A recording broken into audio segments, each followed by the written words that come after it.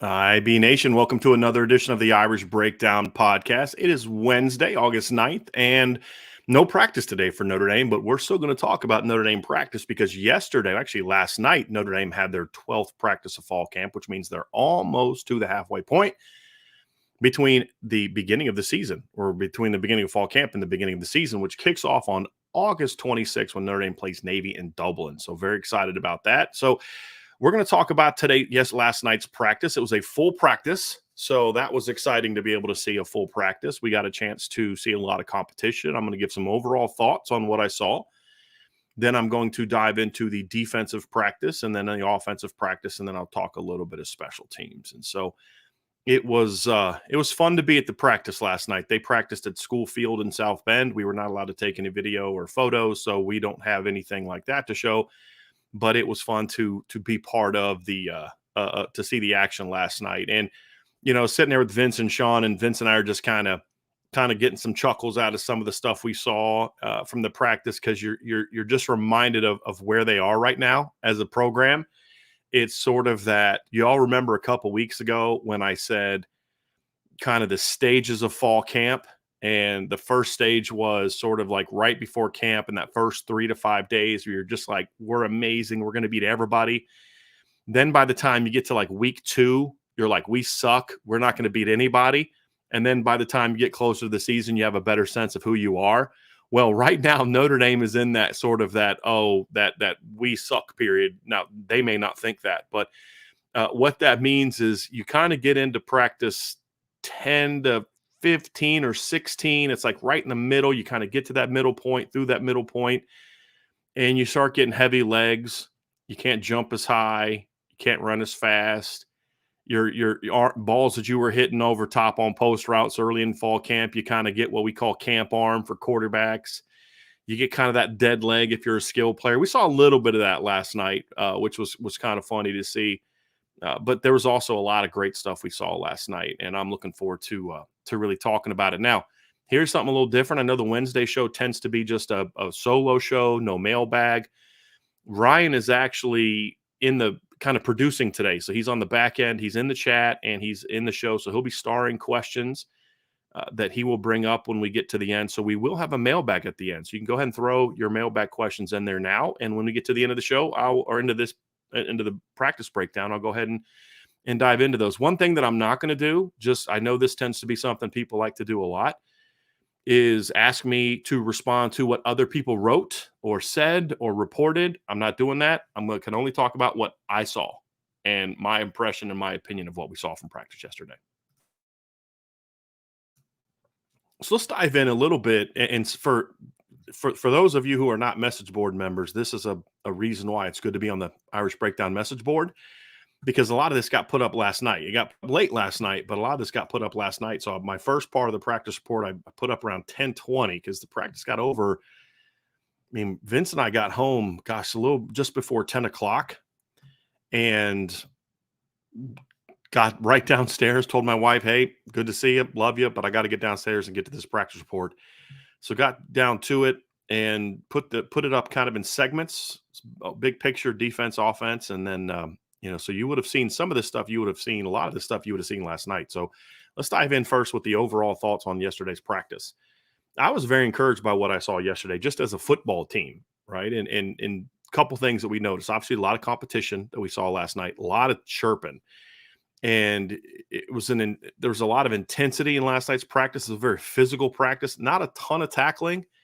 So I don't think it was supposed to be a tackling period, but there were some guys getting taken to the ground. And I didn't hear the normal stay up, stay off the ground shouts that you normally hear. You kind of heard that a little bit a couple times, but primarily I think the staff really wanted it to be a physical practice. We saw a lot of competition. Even the offense, who we'll dive into in a little bit, did not have a good night. For the most part, there was a couple of situations that receiver will get into, but like the offensive line, they got whooped yesterday, and I'll talk about that. But it wasn't whooped because they weren't competing.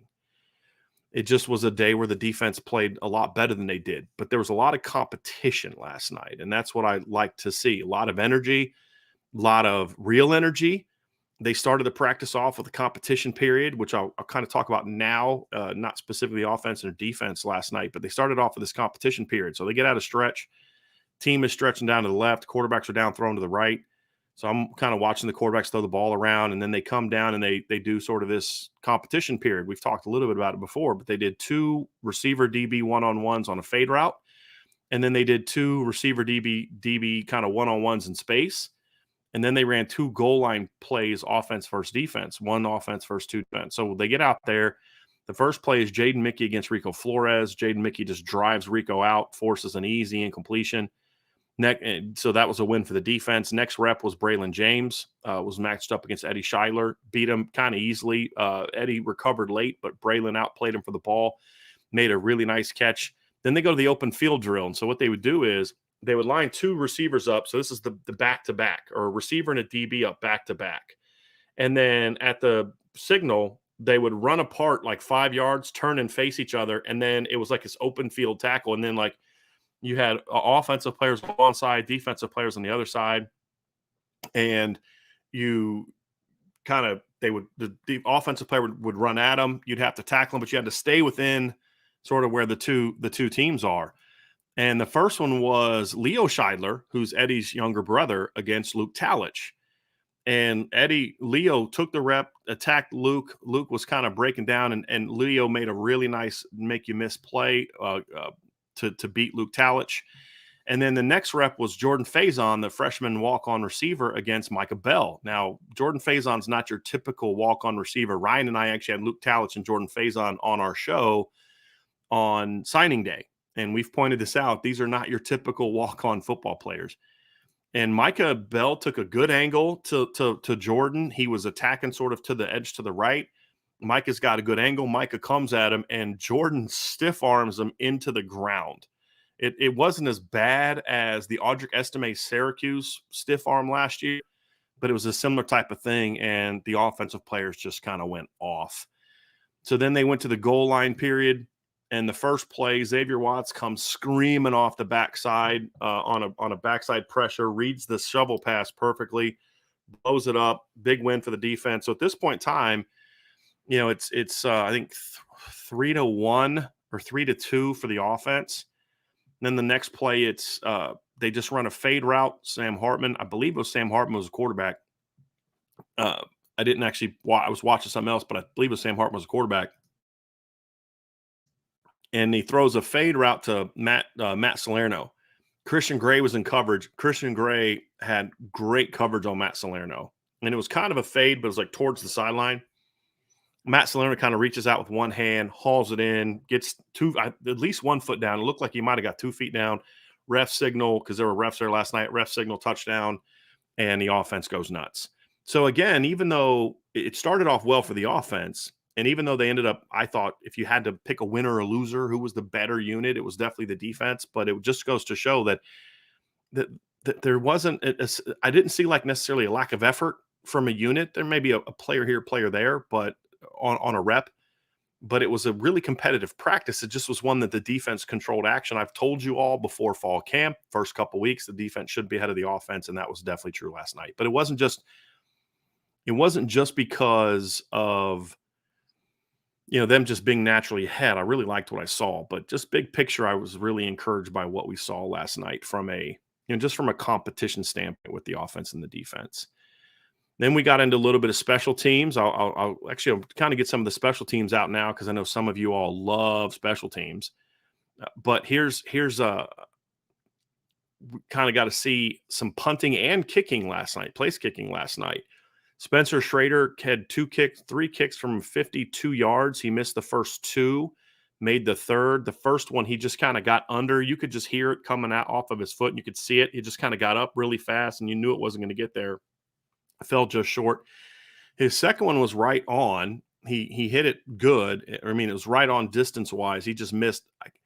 I didn't write down if he missed right or left. I think he missed right, but I could be wrong on that. But he missed, and he had the distance, and he just missed to the right. The third one, he drilled, and it was from 52 yards with just a slight – it wasn't like a heavy wind, but it was a noticeable wind in his face, and he still drilled it from 52 yards. He has a very strong leg. He made every other one inside 50 that I saw. He hit a 48-yarder during practice, and it was actually a great hold from Dylan Devison. And what happened was the ball got snapped, like, and it was right where he's supposed to catch it, but it was right into the ground. So he had to trap it. He trapped it and quickly picks it up, gets it planted, and Spencer Schrader booms it and kicks it from 48 yards and had plenty of room left. We also saw the walk-on punter, or the freshman walk-on kicker, who's a kid he's a walk-on, but I would call him a preferred walk-on. Like, he's a guy that the Notre Dame staff really liked. He was very highly ranked in the Sailor kicking camp. His name's Marcelo Diomede, I believe is how you pronounce it. He hit a 40-yarder, had plenty of distance. So there was a building probably about 10 yards behind the goal line or the goal post, and he hit the building on his 40-yard. I mean, kind of the top of the building on his 40-yarder. So he got good distance on it. He's got a nice leg, not nearly as strong as Spencer Schrader's, but I think Spencer Schrader's a fifth-year senior. Marcelo's a true freshman, but I liked what I saw from him. Then we saw punting. Saw some punting yesterday. And I know we told y'all we were a little concerned about the punting the first time we saw it. It got better as we went on, but yesterday we got a chance to see a lot of Bryce McPherson, the sophomore punter that was injured a lot last year. I think he was also banged up during the spring. He wasn't healthy during the spring, but we saw him last night, and he was booming the football last night. His first kick, I thought he kicked it from the 20 because I didn't look at it. I was watching who the returners were. And it was about a 40 to 45-yard punt. And then I asked Vince, I said, where did they kick that from? The 20? He goes, no, it was like the 12. And so he really kicked it good. He had a couple 60-yarders, but they weren't like out-kick the coverage like rockets. They were really high, stayed up really high. And I really liked what I saw, from what we saw from him. Really strong leg. And then at the end, they did a coffin corner kick. And I know coffin corner is technically supposed to go, the term is supposed to go to the corner. It didn't look like that was necessarily they're trying to kick it based on how they covered it. But it's the one where they just kind of drop it and, kind of kick it with a little bit of different angle. And it just kind of spins like this and just floats up in the air. And it's, when you're kicking in your territory. And I think Chris Tyree caught it at like the 7. Really well done. And the other thing I noticed about Bryce McPherson, and again, I'm not a special teams guy. I'm not a guy that coaches kicking and coaches punting, but I've coached football for a long time, and I see different things. And what I liked from Bryce McPherson is there was a couple times that he caught the ball and the punt block got through really quickly. I'm thinking they're going to get to this. And he just quickly caught it, took one step, and boomed it. And I was really impressed with the fact that his approach is so quick and concise. He doesn't take a long approach. He's a long leg kid, but he doesn't take a real long approach. He can catch it quickly and get that sucker off and still kick it with a lot of power. So our concerns about the punting situation were somewhat diminished a little bit last night. Obviously, we've never seen the kid punt in a game, I don't believe. So obviously we're going to need to see him do it in a game, but I was really impressed with the leg strength that Bryce McPherson brought to the table. We saw Ben Krim kick a couple, just, good accuracy. He can put it where he wants it, but just doesn't have the leg strength that Bryce McPherson brings to the table. At least he didn't show that last night, and he didn't show that in the last practice we saw. So really liked what I saw from Bryce McPherson last night for punting for Notre Dame. And then Zach Yoakum also got some PAT or some field goals. He's got a decent leg. His leg is much stronger as a kickoff guy. He came up short on a couple long ones, couple 50-plus yarders last night. But it looks like Dylan Devison is going to be their holder this year. We've seen him every time they've been out there kicking PATs and field goals with the first team. He's been out there. And, most of the snaps are on point. You got Michael Vincent doing it. It's always on point. But he had to really snatch one last night, and I was really impressed with what I saw from him. So that's what we saw from special teams. So I'm going to get that out of the way first for those of you who are always complaining that we don't talk enough about special teams, because I actually was impressed with what we saw last night from the Notre Dame special teams. We also saw some coverage drills last night, which was good. There's some intensity there. Jordan Patel probably had the best rep of that, and that was an interesting one. We should have charted that. We didn't chart it, so we didn't mark all of it. We were just kind of watching it. It was a really competitive drill. But the kick coverage team is going to have to work on their block destruction a little bit. We saw some snaps last night where they just couldn't get off blocks. But there's a lot of speed. There's a lot of speed of those guys running downhill to cover the the kickoff. So that's our special teams report from last night. And next, we'll dive a little bit into the defense.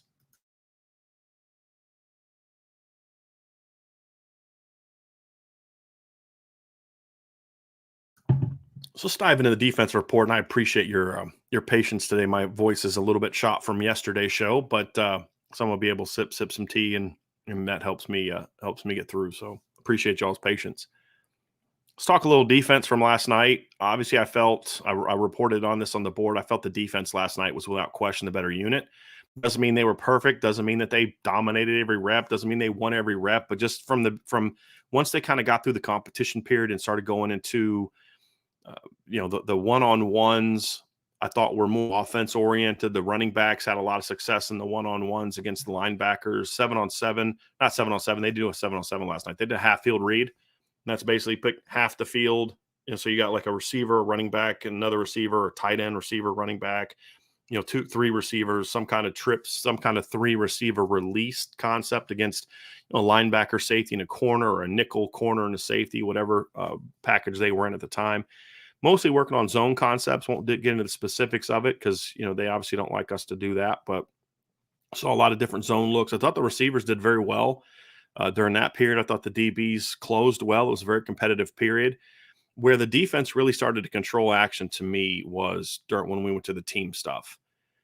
And I thought that was really where we saw the inside run as well. So when they were doing half field reads, I'm watching the inside run, and I thought the defensive line really controlled the action. And then, of course, we got the team. And for the most part, the defense looked really, really good. So kind of just big picture, I thought that was something that was noticeable. Was overall, I thought the defense made the most plays. There was a lot of production.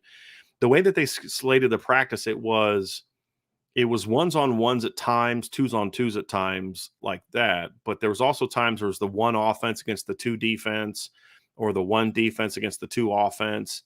And so they did mix that up a lot last night as well. And what was interesting is even it didn't matter what defensive line or front was in the game for the most part. When there was a defensive line against the number 1 offensive line, the defensive line won the battle. And they talk a lot of trash. I saw that last night. Like, we saw that one video from one of our recent practices, but even last night you could just see it. And Blake Fisher was a target of a lot of their trash talking, because Blake is the only one that would respond. I mean, Joe Wall, Zeke Correll, those other guys, they just kind of go back to the huddle. That's normally what linemen do. But Blake would talk back at him, and the defensive lineman would let him have it. I saw Riley Mills talked a lot of trash, but man, Jason Onye is a major trash talker on the defensive line. He has a lot to say about every rep, whether he's taking the rep or not. He's always got something to say, which I thought was interesting from last night. And so, and you want to see that competition this period of time. There was no fights. There was some pushing and shoving. That's part of camp, but there was nothing that you would say, boy, that's not good. Right? It's just part of that camp. You're just trying to get those competitive juices flowing. What impressed me about the defensive line, and I'll get into specific players, but just overall, what I liked about the defensive line is, it's, as I've noted before, it's certainly bigger than it's been in the past. Is the defensive line big compared to Georgia and Bama and teams like that? No. Is it bigger than what we've seen from Notre Dame in a while? Yeah, it is. You've got some really good size. You've got a lot of length. That's the other thing I noticed, is it's a really long defense. I mean, Riley Mills is 6'5 plus with long arms. Gabriel Rubio is 6'5 with pretty long arms. Jason Onye is 6'4.5 with very long arms. Javante Jean-Baptiste is really long. The only guy that's out there that's not a super long guy is, Jordan Patelho is not super long, and Nana Osafa-Mensah is not super long. But when you look at the first 2 units, it's a pretty long group. Even Howard Cross, who's short, has pretty long arms. But he's the anomaly out there. And then Donovan Heinisch looks really tiny next to the rest of the defensive linemen. He's sort of a bit of an anomaly as well, but he was really good yesterday, and we'll get to him here in a little bit. But I was impressed with the obviously the length and size of the defensive line. I was impressed with the strength. I was impressed with how quick they are off the ball. It's a pretty active unit, and they're not. They didn't last night do a lot of stunting and a lot of twists. They were kind of mixing between shooting gaps and then eating up space. And so we're still seeing them do a lot of the eating up space stuff, especially in the run game. But they were really physical, held up better than we've kind of seen in past years at this period of time. So that was good to see. And you, man, it's hard to not be impressed by the depth of this defensive line. It was really impressive. I mean, last night, for example, Junior Chalamaka wasn't at practice. He's dealing with the little injury deal. I'm told it's not that serious, but so you saw a lot of Josh Burnham last night, and with the twos and the threes, and he looked really good. But they can just throw waves at you last night, and that's a really, really an impressive part of it. Let's kind of get into the veterans first as we dive into the specifics of the players. Defense, Riley Mills, as I said, he's been really good in camp so far. He's really good last night. He is really hard. I mean, offensive line has a hard time blocking him. And it's not so much that he's just like shooting gaps and getting 4-yard tackles for loss every snap. That's not realistic. That would be more of a bad sign of the offense. There was one play where him and Gabriel Rubio both just beat the guards. I think it was Rocco Spindler and Pat Coogan, I think. And they just both beat him. It was an outside run, just both one at the snap, just flew into the backfield. It was almost untouched. That's how bad they beat him. But for the most part, it wasn't that kind of play. It was more just winning at the point of attack, getting his pads where he needed to get them, getting his hands inside where he needed to get them, and then just driving offensive linemen off the ball. The couple times that the offensive linemen were either able to stalemate him, or there's one particular play where a double team knocked Riley back about a step. He anchored and then took the guard and just kind of threw him to the ground. And the running back just ran right into this plugged up hole.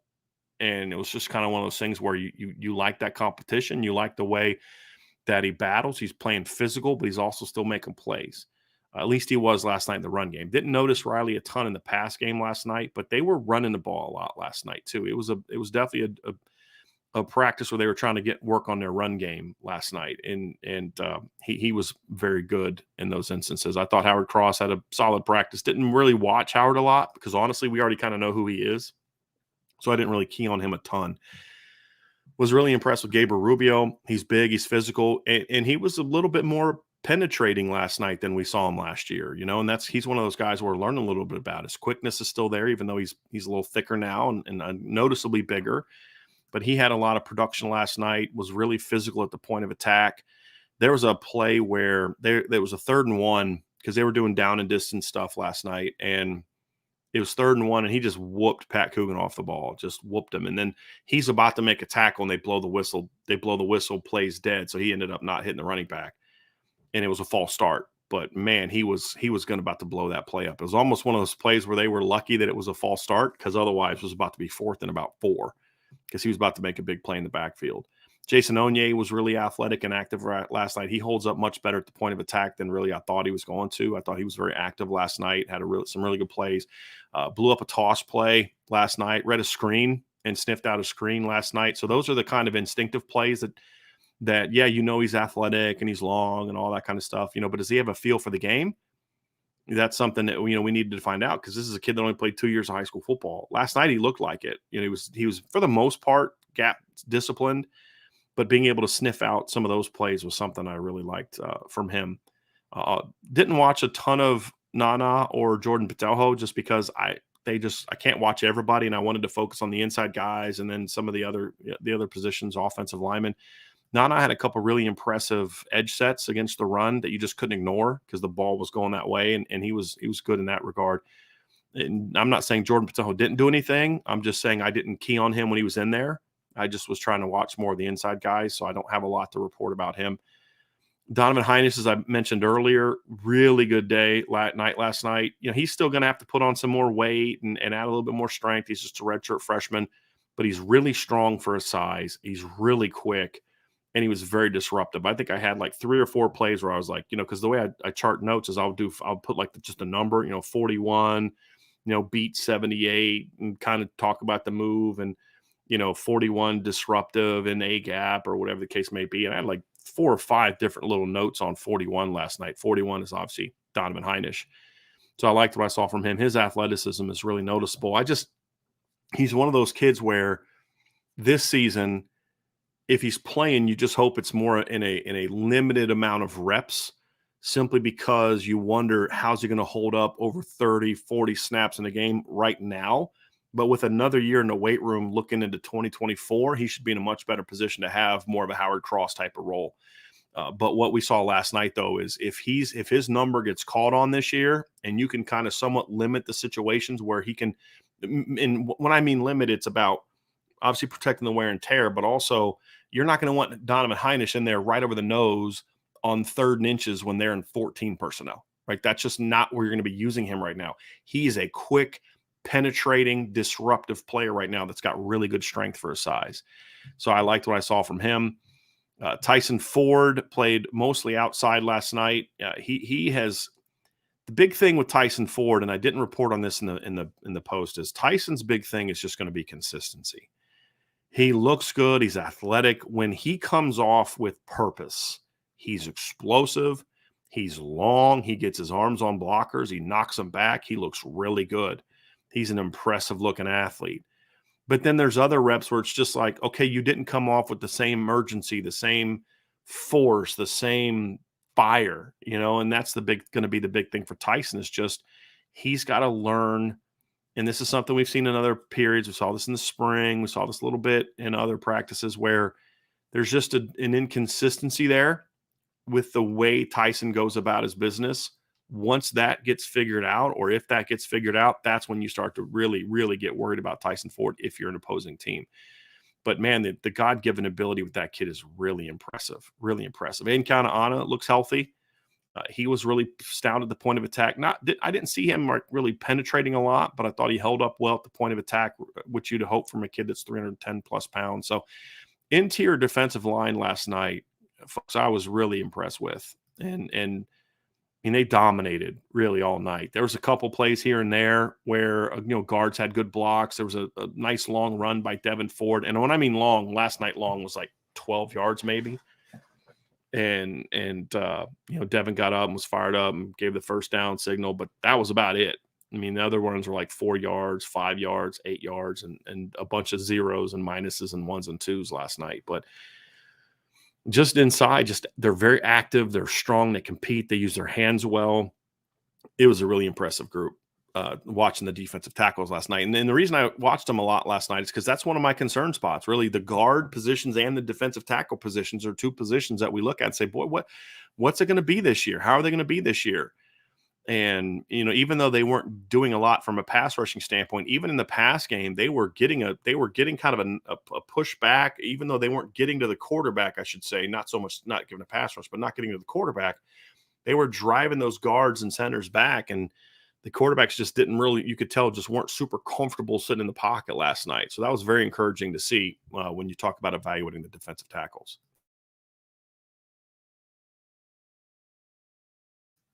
Let's go to the edge. And as I mentioned, we didn't see any junior Tuihalamaka last night. I didn't pay a lot of attention to Nana and Jordan Patel. They're veterans. We know what they are. But we saw a lot of young guys getting reps last night too. And there was a couple really young, 3 young guys that really impressed me last night. I want to start off with Josh Burnham. So with junior Tuihalamaka out, he had to take a lot more reps last night. And so did Boubacar Traore. And we'll get to that here in a second. And Josh took full advantage. He was incredibly disruptive last night. I got my notes here, and there was a series of 3 straight plays. Let me find it here real quick. There was a lot of 3 straight plays where I'm just like 40 blew up, 40 pressure off the edge, 40 disruptive. And he was really good last night, and he was beating whoever he went against. He had wins against Emil Wagner. He had wins against Tai Chan. He had wins against Tosh Baker. Josh is a step off the edge is just faster than everybody else's. I mean, you can just see it. He's just, when he comes off with purpose, he explodes off the football. He used his hands better last night than we saw in the spring, which is a really good sign because he's a kid that's learning. I mean, this is all still kind of new to him. He's only in his second year of playing the defensive end position. He was a linebacker and a quarterback growing up. And so I was impressed by that. He won with power. He won with speed. He was really disruptive. His motor was great. There was one particular play. I think it was Emil Wagner. Let me see if I can find my note here real quick. But there was one play where he just blew past Emil Wagner and just in one of the easy pressures. I mean, just Emil just couldn't get out to him, which is saying something because Emil Wagner's a pretty quality athlete for the right tackle position. And Josh just blew past him. Well, then I think it was the next time they went against each other, might have been like maybe a couple reps later. So Emil really gets out of his stance quick. Josh recognizes it, takes his inside arm and drives Emil back into the backfield and plants him on his butt, and then gets off to the quarterback and chases the quarterback out of the backfield. Those are the nuances that we didn't see a ton from Josh in the spring, at least when we were there, because he was still learning the position. So seeing that was really impressive. And then there was another play last night where he, I think it was Tosh Baker. I could be wrong on that. I think it was Tosh Baker, but he shoots the gap so quickly and he blows up the play, forces the running back to bounce outside because he shot inside, forces the running back to bounce. They ended up tackling it for maybe like a no gain -1, but he got held and he still got in the backfield and they called holding and marked him back 10 yards. So that's not a necessarily him making a play that's going to show up in the stat sheet, but it was him making a play, forcing the bounce. But then of course you get the offensive holding last night. So I thought Josh Burnham was one of the stars of the practice last night. Just with it's that combination of what you're looking for from a team like we want Notre Dame to be. Here's what I mean by that. When you start talking about guys' motors and the work ethic and the efforts there, a lot of times that's key. That's like code for kid plays hard, but he's not real talented, or not really an elite player, but at least he's a try hard guy. What I was impressed with last night was, especially as like the practice started getting a little bit more intense, is you started seeing motor from guys that are dudes. I mean, they were getting after it. Josh Burnham, as I've said before, is arguably the best pound for pound athlete they have on defense. It's certainly in the conversation. And so I think that was something that was impressive to see. But then on top of that, the motor, just the effort, that just like he just wanted to get after the quarterback. And he showed a little emotion a couple times. Josh is not a real emotional kid, but boy, his teammates got fired up when he was making plays last night. So that was really good to see. Boubacar Traore is another interesting kid that we watched last night. So Boubacar's the guy that we talked when he signed, like, he was 200, almost 200. He was like, 250, 255, something like that. Big guy, thick kid, broad shoulders, big arms, long, and was a guy that you looked at as a potential big end, maybe even grow into a 3 technique. When he showed up to Notre Dame, he was under 240. Now, it wasn't bad. He got rid of some sloppy weight, but they've got him at Viper. And I was like, I don't know if what we saw in high school film. And again, as I said on signing day, I didn't see a lot of Boubacar.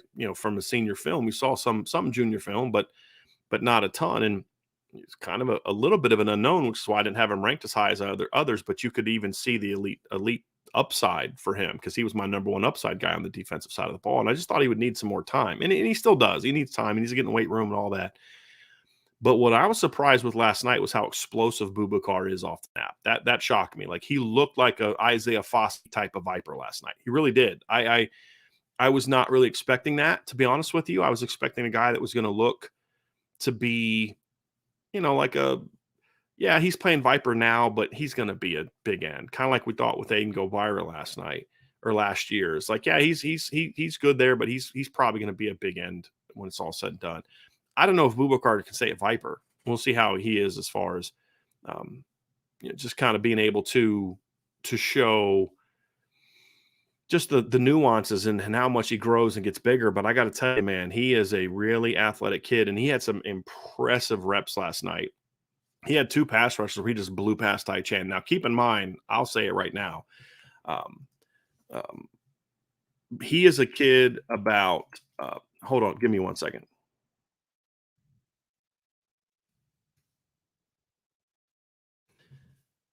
When you look at Boubacar, he's a kid, or Tai Chan is a kid that should not be playing tackle. That's just the reality of it. He's just not athletic enough to play tackle. But even with that context, what Boubacar did against him last night was impressive.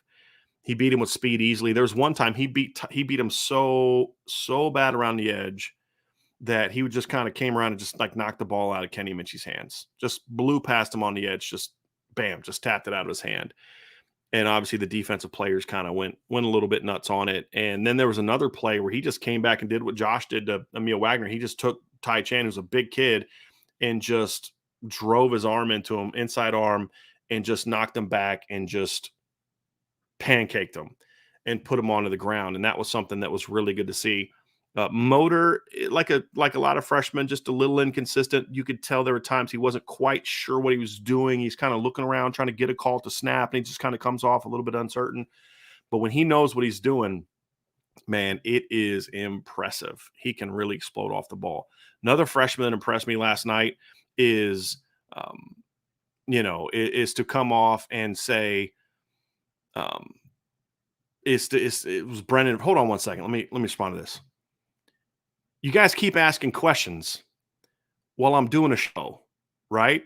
And then the chat gets dominated by these questions. A question that we have said before, don't talk about. So I don't have time to be giving you answers to things about that while I'm also trying to give you a practice report. Okay. So we've said before, Nolan Ziegler is out for personal reasons. That's all there is to report. That's it. Okay. So when I quickly try to say, let's not talk about that right now, you can get mad. I'm not taking it. I'm not coming at you, but I can't stop the show every time to respond to you. That's the problem. So I'm saying stop asking about it, and you can get mad about it if you want, but we're not talking about that. It's personal reasons. It's not going to be discussed. I don't know you didn't have any bad intentions. I don't know if you've heard the other stuff, but I'm responding to it so it can stop being discussed in the chat and we can get back to the practice report. Okay. And I'm sorry some of you don't like that, but that's the reality of it. So I'm going to get back to the practice report now, if I can. So looking at the defensive end position, another guy that I liked at end was Brennan Vernon in the freshman class. I thought that he is, as we said before, and Ryan's talked about this before, because Ryan's pushed back against the notion that some people have said he has like a really high floor, that he's a pretty raw guy. They just kind of had him do like one technique at mentor, and he was a guy that was really kind of almost like a 3-4 defensive end as opposed to an edge player. So there's going to be a learning curve there as well. And there is. He's got a lot of technical work that's needed. But, Vince and I looked at each other last night like that as like a grown up, like on the hoof, just how he looks kind of guy. He looks like one of the older guys. I mean, he's just long and broad shouldered. He's got the beard and he's just really thick. Gets off the ball really well. He does. I like how he gets off the ball and comes off the ball with good quickness. He just doesn't really know what he's doing with his hands yet. I mean, there was a couple plays last night where he would just kind of take a guy and just kind of rock him back a little bit and, just didn't know what to do next, right? And so he just kind of throw the guy to the ground or, not really get off, and he would get a really good push, but then he doesn't know how to take that second next step of using his hands, driving back, and then use your hands to kind of get free and get to the quarterback. That's part of the learning process that he's going to still have. Boubacar has some of that as well. But, man, those two kids came off the line, and they were physical. They were physical, and they were quick, and they showed me some twitch and some length. Those are two very long players, and I really liked what I saw from those two guys last night. So Brendan Vernon is another guy from that freshman class that I was really, really impressed with last night.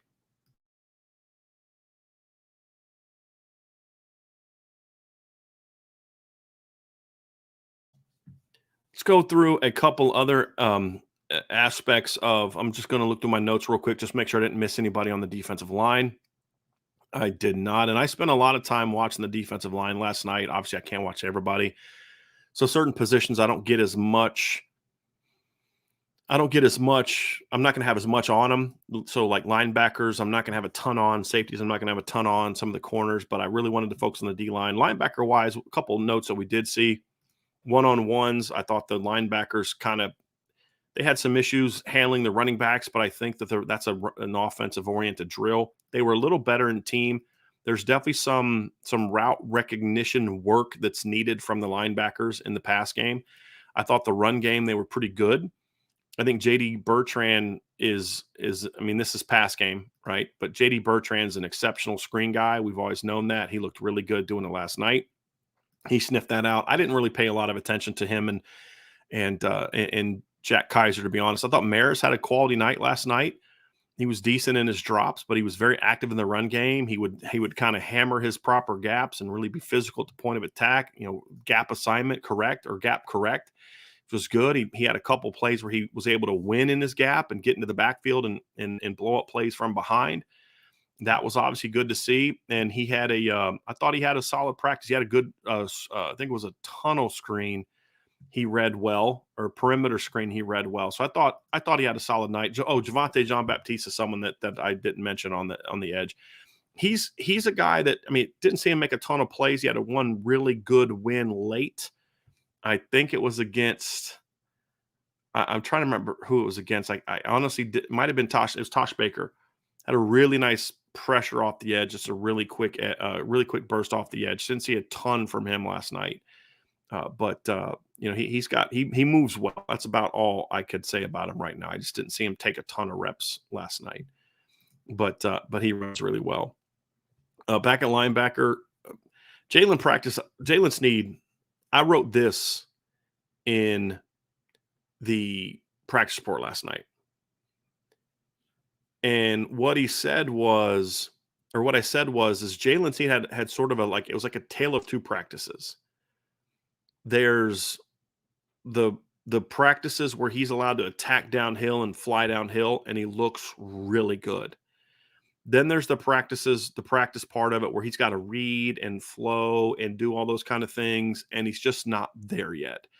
So, for example, there was a couple plays where there was running back perimeter plays or, pass game, and he just was always late kind of reacting to those routes and getting out of it. There's a couple times he's just too hesitant when he's trying to read and react to an inside run. The linebackers will kind of get off, will kind of get off of him, get to the second level and just knock him back, because he just doesn't, he's not aggressive enough when he's unsure of what he's doing to kind of fly downhill and properly take that on. That's clearly an area where he's going to have to get better. It's just that being assignment correct. He doesn't always know what he's doing. He's not always comfortable with his assignments. I believe he was the guy that was out of place on a bootleg touchdown pass from Sam Hartman to Mitchell Evans. And, he kind of got lost a little bit in the shuffle. Then there were other plays where he was triggered. And by triggered, I mean, that's when you're sent somewhere. Either, you're a run stunt, it's an edge blitz, there's a pass game blitz where it's like, hey man, you're going here and you're going really fast. And he was great. He had a phenomenal edge rush last night. We just flew off the edge. The tackle barely even got a hand on him. Blows up the play in the backfield. He had two really nice, one during inside run, I believe, and then another one during team where he shoots through the gap, and the guards in the center weren't quick enough to get off their double teams to get to him. He just was so explosive getting through the hole. So when he does things like that, he's really good. Now it's up to Notre Dame to do two things with him right now. Number one is you got to get him better at those things, right? He's got to get more comfortable, more consistent at those things. He probably, when it comes to just some sort of the nuances of the position, is even still behind even the freshmen when it comes to that type of thing, which may sound like a really bad thing, like, oh my gosh, but you got to remember, Jalen didn't play much inside linebacker in high school. He was a defensive end. He was a quarterback. He was a running back. He was a rover type of guy. He did everything. He rarely played off-ball linebacker inside. So a lot of this is still new to him. And so he's got a lot to learn still. But when you watch him on the plays where he's triggered, boy, he's an impressive looking kid. He really is. And so as I said, number one, you got to get him better at those things. And the other part is you've got to find ways to use him when he's good at those other things. There are things he does really well, and you've got to find a way to use him. Sort of like maybe what they did with like Jack Lamb in 2019. What they did with Bo Bauer the last few years. I think there's value to what Jalen Sneed brings value to you right now. It's just at the present moment, as of Wednesday, August 9th, he's just not an every down linebacker yet. Now that may come, and he's got to work on it. He's got to get in the film room. He's got to do all those things that young players have to do when they're still learning the defense and learning the nuances and the technique. But even right now, with that being an issue, there's things that you can do with Jalen Sneed where he looks really, really, really impressive. I think Jaden Alsbury athletically always looks good. Drake Bowen looks good. I didn't pay a ton of attention to them last night because, again, I've watched the linebackers a lot in the past. I couldn't focus on everything, and I just didn't focus as much on the linebackers last night. Let's look at safety. Some quick notes from what we saw at safety, and then we'll wrap up with a guy that might have been maybe the best most, or not say best, but most impactful guy in the secondary. We'll do at the end. He was a corner. Xavier Watts, really good, very active, lines up in all types of different places, plays over the top, comes down in the alley. Blew up we already talked about earlier. He blew up that shovel pass in the goal line. He sniffed out a screen to Rico. I think it was to Rico Flores, and Vince looks over at me because Vincent's who made the play, and he got there, and then they blew the whistle, and he goes, I look at Vince, and Vince goes, yeah, I would have liked to see them give him that guy a chance to make a guy miss. And he goes, who was on defense? And I said, Xavier Watts. He goes, oh no, he didn't make a miss. Because that's kind of how Xavier played last night. He was really good, very active, very athletic, very explosive, gets downhill quickly, makes a ton of plays, really, really talented player, and was really good. Ramon Henderson had an interesting night. He got a really bad rep against Jaden Greathouse early. That tended to be a theme for all the safeties against Jaden. I think it was an out cut or maybe corner route. He got beat in half field reads by Jaden for a red zone kind of touchdown type of play. But after that, I thought Ramon settled down. He had a good practice. He had a really nice play where there was a crossing route to Chris Tyree. He was coming across, and Ramon read it well, came from distance, drove downhill. As soon as Chris caught it, Ramon was there to tackle him. Maybe Chris might have had a shot to make a miss. If they didn't blow the play dead, maybe. But Ramon did what he needed to do. He was there. And, again, you're not trying to light up your teammate. So we don't know how exactly the collision would have ended in a real game situation. But at that particular moment, I thought he did a really nice job. And then there was a play later in the game or practice where they were running a post route. The cornerback, I think it was Christian Gray, was playing over top of the post, and Ramon was playing underneath the post, that's how they're supposed to play it. And he just kept gaining distance and got right up underneath Matt Salerno on the post route. Sam Hartman underthrew the ball a little bit. Ramon made a great play on it, outplayed him for the football, and picked it off. So I thought Ramon had a solid night last night, real solid night last night. Don Schuler really caught my eye last night. I didn't see a ton of Ben Minnick last night, but I did see a lot of a Don Schuler. He's not a fast kid, but he gets to full speed quickly. He moves well. He's a little bit more fluid than I thought he was going to be. Makes really quick decisions in the run game and pass game for a freshman. He was very active last night in half field reads is when I saw him a lot. Didn't see him a ton during team, but he would, like, as far as like watching the whole rep, but then you'd watch the ball and then just Adon's like right there getting to the ball. So it was really impressive what I saw from Adon Schuler last night as well. I'm going to wrap up the defensive side with what I thought. Obviously, I thought Cam Hart had a solid day till he got knocked out. He came down off the edge on a run play, blew it up, and then got up a little bit slow, walked off the field on his own, wasn't holding his shoulder or anything like that. So that was obviously a good sign. And then we didn't see him again. Clarence Lewis is okay. They just ignore Benjamin Morrison. I mean, the offense does. They just don't throw at him. Micah Bell, a little inconsistent, very fast, still learning the position, had a really nice coverage on a one-on-one against Deion Colsey. And then a couple other times, just, late reacting. He's still learning the position. He can really run, just raw. But Christian Gray last night he was outstanding last night, folks. He got beat on that first drill by Matt Salerno. And when I say get beat, it was a great throw and catch because Christian was where he needed to be. It was just, I think it was Hartman. I could be wrong on that. I wasn't watching the quarterback. I was watching the others, but I thought it was Hartman that did it. But he throws the fade route to Matt Salerno, and Gray's right where he needs to be. Salerno makes a great catch. It was the last time I remember them catching a ball on him all night long. Oh, there's one other time. And I'll describe that play later, but it was a scramble play that reminded me a lot of the play that C.J. Stroud made last year against Notre Dame on the sideline. But he was just outstanding all night. He went against Tobias Merriweather on a rep and just completely jammed him. Tobias couldn't get off the rep. Now, that's going to concern some people. I'll talk about that here in a little bit. Shouldn't just enjoy Christian playing really well. Then there was a play where Jaden Thomas tried to beat him on a go route, and Christian just opened up with him, got his inside arm on, and just drove him to the sideline. It was a really physical play, which, Christian's still a skinny kid, so I wasn't really expecting to see that last night. They tried to beat him on a quick post to Matt Salerno. He jumped it, beat him to the spot, broke the pass up. And then you'd watch him on other plays where the ball's not coming to him, and he just was very confident last night, very quick, very fluid.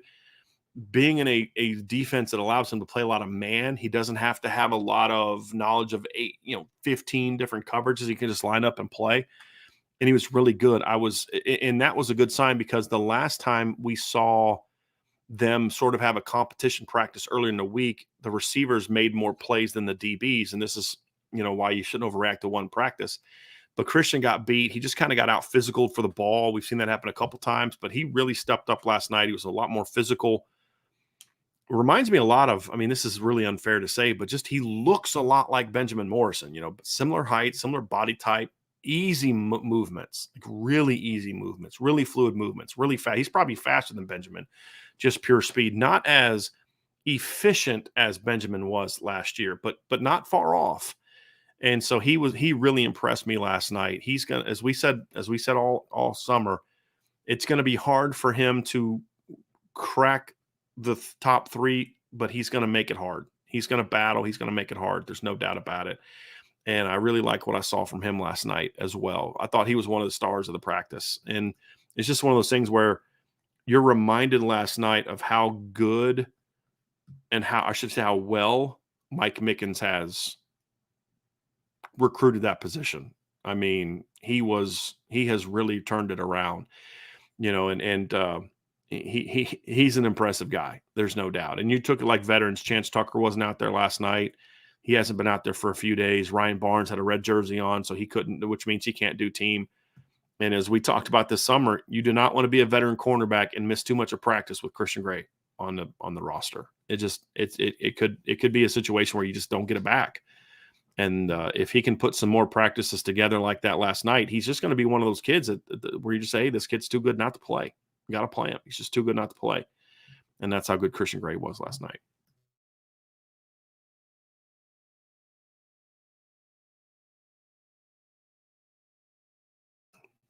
Let's get into the offensive side of the ball and talk about the offense a little bit. We'll talk about them at length, but it probably won't be as extensive as we did the defense, because we've kind of already talked about some things. But obviously, it was not a great night for the offense last night, without question.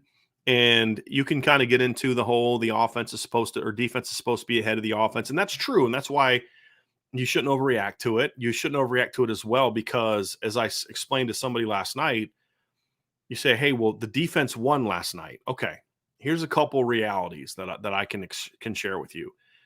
I coached on, 3 different offenses in my coaching career where we set multiple offensive records. Twice we set scoring records, we set yardage records, passing records. And I can assure you, on all those record-setting teams, and they were all postseason teams. One team that I was a part of, we won a national championship. Another team, we won a conference championship. We were tied for the conference champion. But we went to the college football playoffs for the first time, the Division III playoffs for the first time in school history. Won a playoff game by 50. We won 10 wins for the first time in school history. Next team I was a part of, actually, the win record we set my first year there is still the all-time win record. We set scoring records. We set pass defense records. I'm making this point to say this to you. There were many times, especially in the first couple weeks of practice, where the defense kicked our butt. Many times. It's just part of it. And then there's other times where we kick the defense's butt. And then, of course, as we get deeper and deeper into the season, obviously we were the better unit, and we were obviously really, really good on offense. But that's just a part of practice. And the reason I would encourage you all to not overreact to it and just kind of take it for what it was, what we saw this day, is because let's say they're going to be back on the practice. They're going to be back on the practice field tomorrow. And they get into a situation where the offense dominates the defense. Guess what the practice reports are going to say about that offensive dominance? Nothing, because we're not there. This is the first full practice we've been to since the first day of fall camp. So while there are things that need to get better as a coach, there's a lot that from a coaching standpoint, there's a lot I'm correcting from last night on the offensive side of the ball, especially receiver. But there's also things we've seen from those groups that are good that we've seen in the past, but they've got to continue to get it better, not even to the halfway point. So it's really not something that right now you should be overly concerned with. And just it was what it was last night. They got outplayed by the defense. And so we're going to talk about that. But those are just things to me that I kind of wanted to kind of get into and say, hey, let's not get too carried away. Some of the sky is falling responses I've seen on Twitter and on the message board, just really that they're just not they're not appropriate for where we are in camp. If in a week and a half I find out that the defense is still dominating, then yeah, it's time to be a little bit concerned. But let's also remember something else, especially when you talk about the receivers. They're going against arguably the best cornerback group in the country. Like, let's not forget that. And that needs to be taken into context. Now, for the receivers, and I'm going to start there because that's where everybody's talking about. They've got to start playing better. I will say that. They definitely got to play better. And it's not so much the technical things that bother me. And I'll get into some of those. They're just not coming down with enough footballs. And I think that was, for me, was probably the most disappointing thing for me last night was, and what we've seen from some other practices is they're just getting out competed for the football by the defense. Now that's a great for the defense. I mean, they're making plays, they're knocking balls out, they're getting their hands on the football. That's something that Ryan and I and Vince and I have talked all summer about. The defense has to be more disruptive on the ball, et cetera, et cetera. You can't have a more disruptive defense if your offense is winning every battle, right? That's kind of the rub. At the same time, the offense has got to start doing a better job of competing for the football. There was a rep last night where Tobias Merriweather has a great release on Cam Hart, beats him off the line, back shoulder ball. He just doesn't come down with it. He's got to start coming down with that. Jaden Thomas, one of the concerns we've had about him in the past is I really like Jaden in the slot, but they're playing him outside a lot more now. And that was the thing we talked about last year is he wasn't as good outside. Why? Because that's where kind of his lack of speed can maybe create some issues with separation. Well, last night he had some issues with that. He couldn't get separation. He couldn't win at the line against Christian Gray and Cam Hart and Benjamin Morrison. And so that's an area where I think it's fair to have some concerns about those things right now. I think that's fair to get into the whole, well, they're just going to struggle overall. I think that's way too soon, especially when you look at kind of some of the things that they were working on last night. I thought during the half-field read period, I was very encouraged by what I saw from the receivers. I thought they were getting good separation on some of their deeper routes. I thought they were really showing a lot of instincts catching the ball in traffic.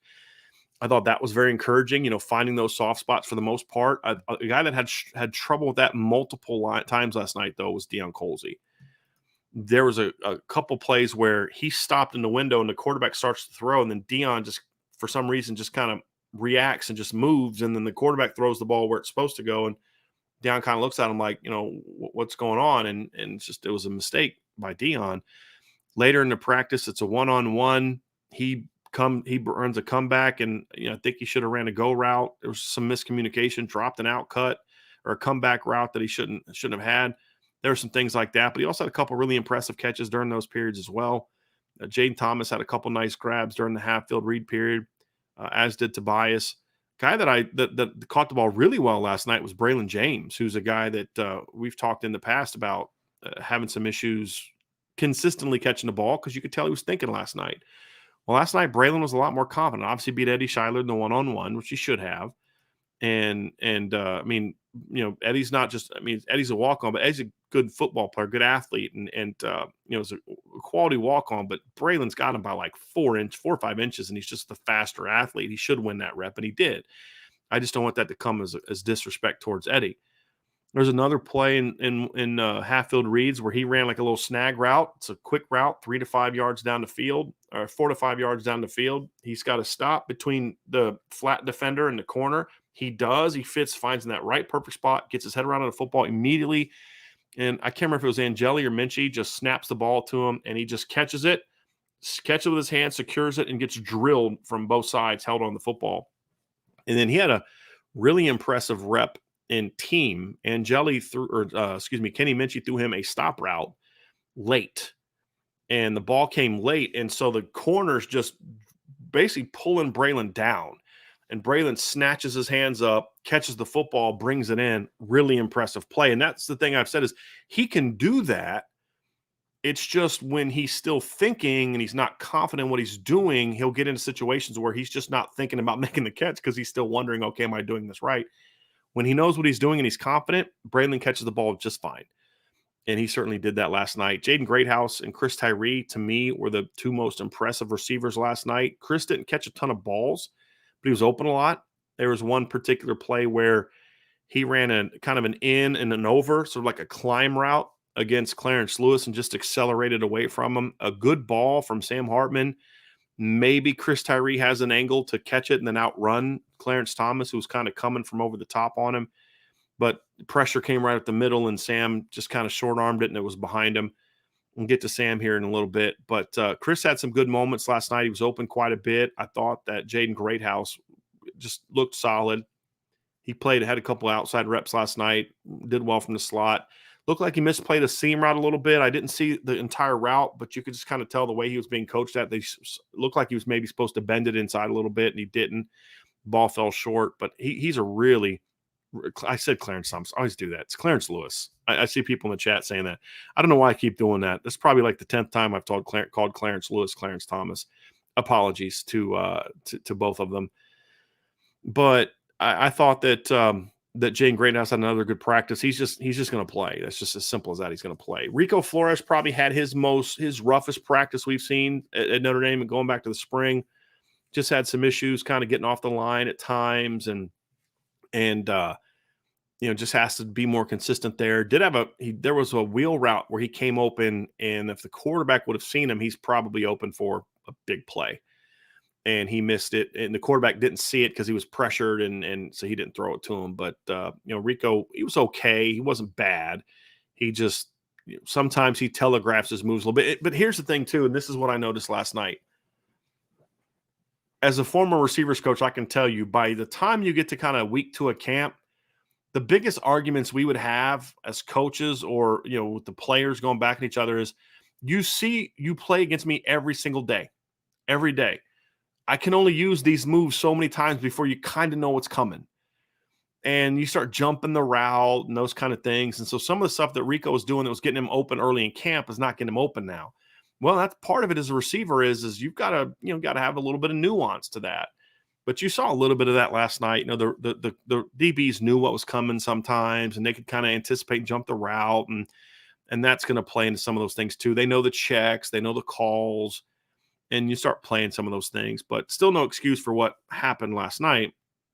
It's just one of those things where it just plays into what you're seeing from the receiving core last night. So they got to compete a little harder, and not that they weren't trying, but you just got to find what the receivers are going to have to do, especially going against the corners they're going against, because obviously we know Benjamin Morris and Cam Hart are outstanding.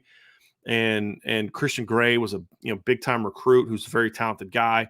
Yeah, those guys are really good. You got to learn to win those battles. You got to start beating those guys in those situations, and you've got to kind of dig deep a little bit and say, hey, I got to find a way to get this done. I've got to get in the film room and say, why did this guy jam me at the line? What do I got to do better? Okay, you use the same move 3 times in a row, and the third time you did it, he got up in your chest and knocked you back. So okay, use that to your advantage. What could you do next time? Okay, give him a little nod here. Maybe go where you want to go initially, then slam him inside, then go. Just kind of mixing it up a little bit. You're going to need to do some of those things.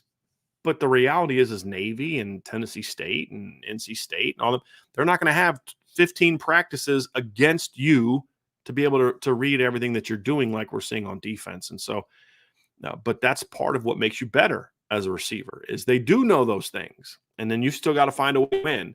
And when you can find a way to win in those situations, that's how you start getting yourself saying, okay, now I'm ready to go. They're not ready yet, but here's the thing. For everybody stressing about how the offense isn't there and they're struggling and all. Yes, if the offense had to play a game on Saturday, I'd be concerned. If they had to play a game on Saturday, August 12th, I'd be concerned about how good the offense would be. But Saturday, August 12th is still 2 weeks away from when the season starts. So this is part of the building process. And you get your butt whooped in a practice. You get in the film room. You kind of have a little pride in the fact that you got your butt whooped. And you got your butt whooped in front of the media and other people that were there. And some high school kids were there and all that kind of stuff. Some high school coaches, were there. AD's there. The NBC people are there. All that other kind of stuff. And you got your butts whooped. You got your butts whooped last night. So what do you do about it? You get in the film room, you find the corrections, you work on those different drills, and you kind of get a little ticked off. What I want to see from the receivers, we haven't seen yet, and this is what's going to tell us a lot. And I don't know that we're going to get a chance to see it because we don't get any more full practices. But what I want to see from the receivers is I want to see better reaction to when they get beat. And I want to see a little bit of better reaction to them. And I don't even mean get beat. Here's a better way of putting it. I want to see them react a little bit better when they don't win. And that's what I'm not seeing enough. Look, Tobias Merriweather is kind of a low-key kid. He's not a real emotional guy. He's a very thoughtful kid. He's just not the typical, receiver that's always yapping and demonstrative and all that kind of stuff. That's fine. I don't need him to change that. Be who you are. But I need to see a little bit more from Tobias that says, hey, I need to be better than this. Let me go be better than this, right? And that's going to be, I'm not saying he hasn't done it. I'm saying that's what I need to see now because we've had a couple practices in a row where Tobias has gotten, maybe lost a few too many battles than he should in those one-on-one. So what do you do to get better about it? How do you work on it? Do you get a little bit kind of ticked off and you really kind of turn it up that next time? That's all part of that growing process. And what's going to tell us if this receiving core is ready for prime time is going to be how they respond to what we saw last night. One is you don't overreact to it. Number two is you get in the film room, you fix it, you correct it, but then you got to start playing with a little bit of attitude, in my opinion. And I want to see that from this group. So that's something I'm going to have my eye on the next few times that we're able to have some practice access where they allow those guys to compete a little bit and show me a little something. And again, Tobias is getting open a lot. He's just as open as you're going to be against, Benjamin Morrison and Cam Hart. He just has to start winning when the ball comes his way. That's going to be the key. The rep where he got jammed up by Christian Gray is a great play by Christian Gray. That's part of camp. I've had All-American receivers have days where reps where they just kind of some freshman corner they try and move and the corner's sitting on it and he just jams them up and he doesn't get off the line and you get a little fired up about it. If you're doing a one-on-one, you want that receiver to jump back up there and say, let's do this again. But that happened last night during team. You can't say, hey, coach, do the rep again because I got my butt kicked in a press. This is not how it's done.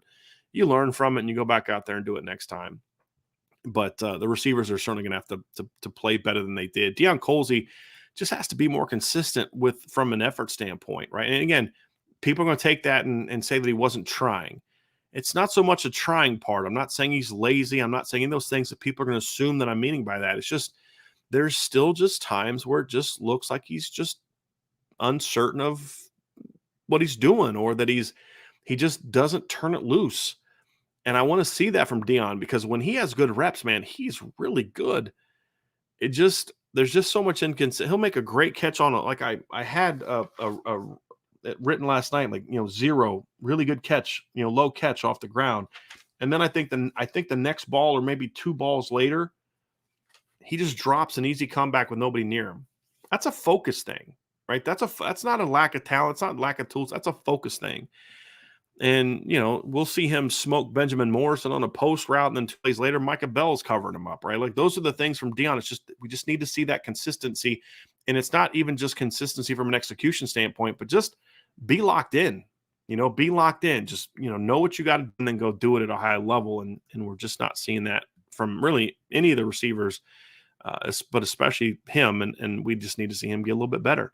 As I mentioned before, I liked what I saw from Braylon James last night as well. I thought he had probably the most impressive practice we've seen. Now he's working mostly with the threes, but he's making plays and he's looking more confident in what he's doing. And that's certainly a good sign from him from what we saw last night.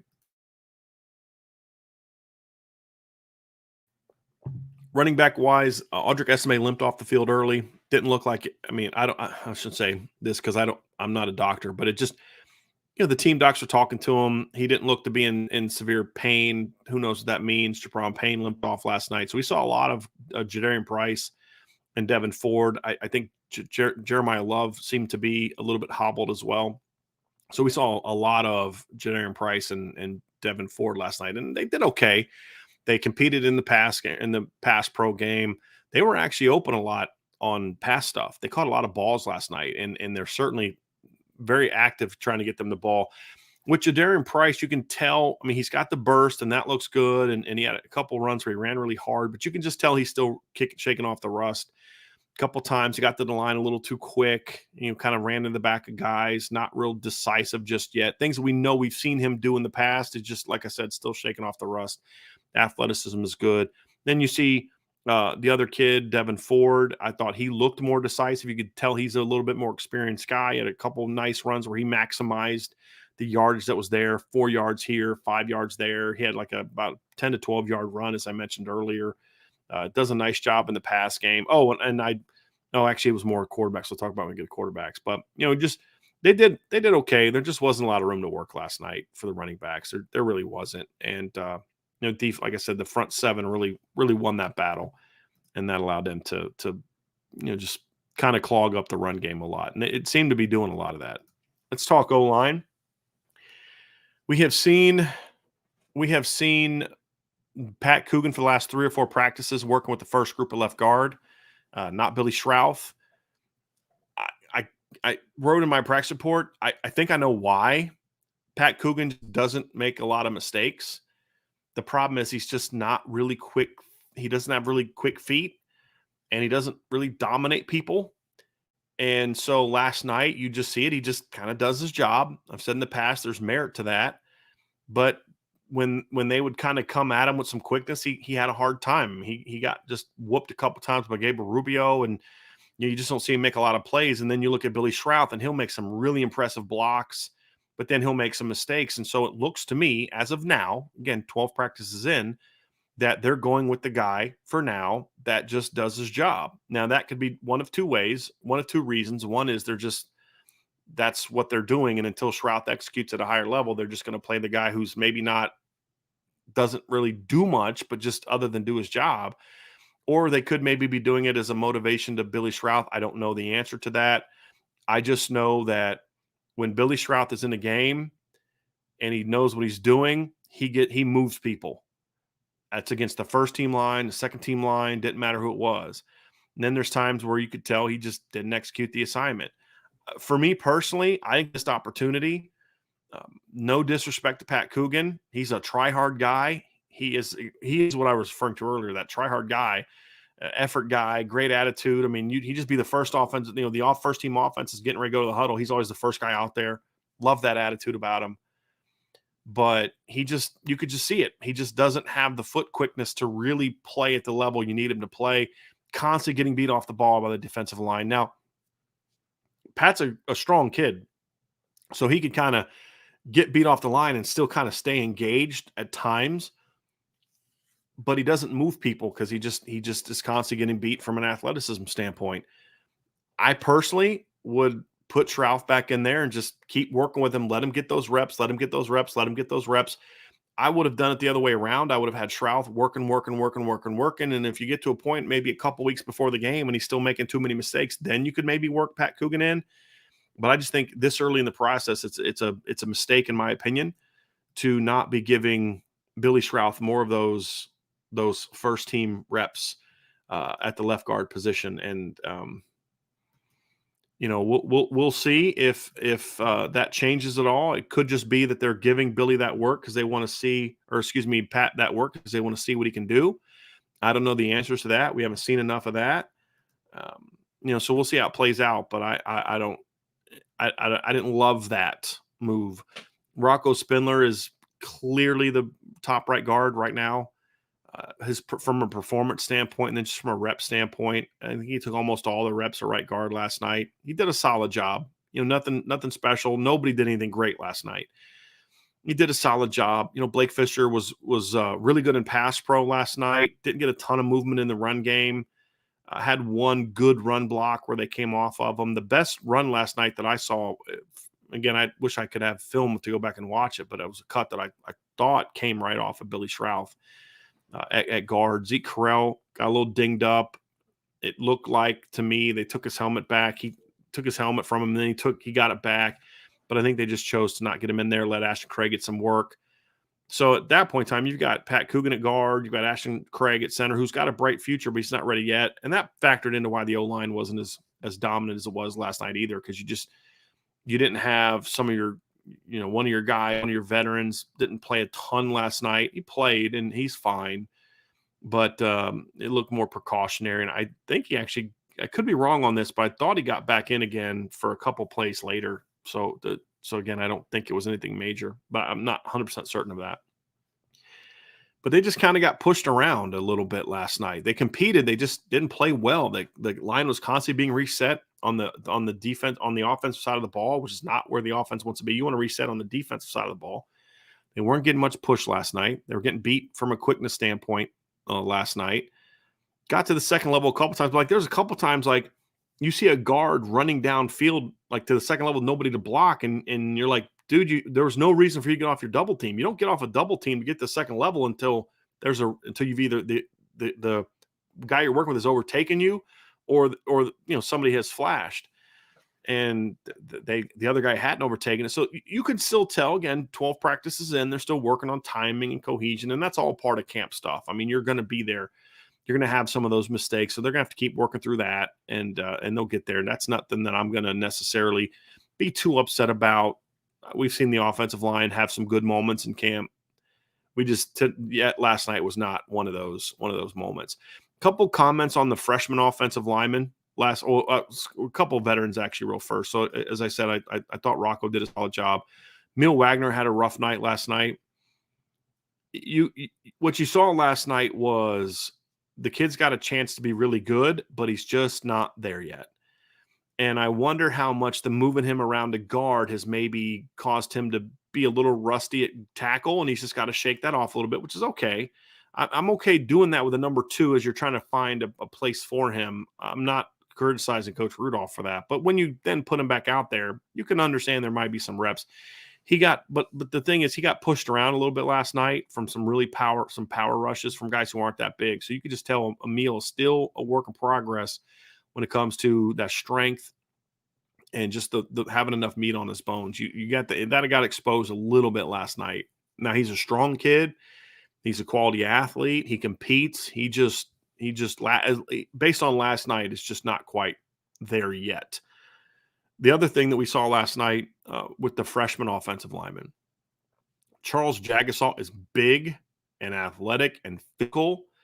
Sullivan Afshar is big, athletic, and physical. The problem, they don't have a clue what they're doing yet. I mean, they really don't. They're very much works in progress. There was one time where Charles Jagasaw, I believe it was Charles, got just tossed by Brendan Vernon because he was coming on a pole. Just didn't look like he necessarily knew how to take that on. But when they come off and they know what they're doing and they're confident in it, they can move people. They're really impressive. But they're raw and they're a ways off from from a fundamental and technical standpoint so far there. I'm going to wrap up with the quarterbacks before we get to the mailbags. If you do have some mailbag questions, go ahead and throw those in there now, and we'll get to that. But quarterback was an interesting night. Last night was the most sympathetic practice I've seen as an analyst of quarterbacks.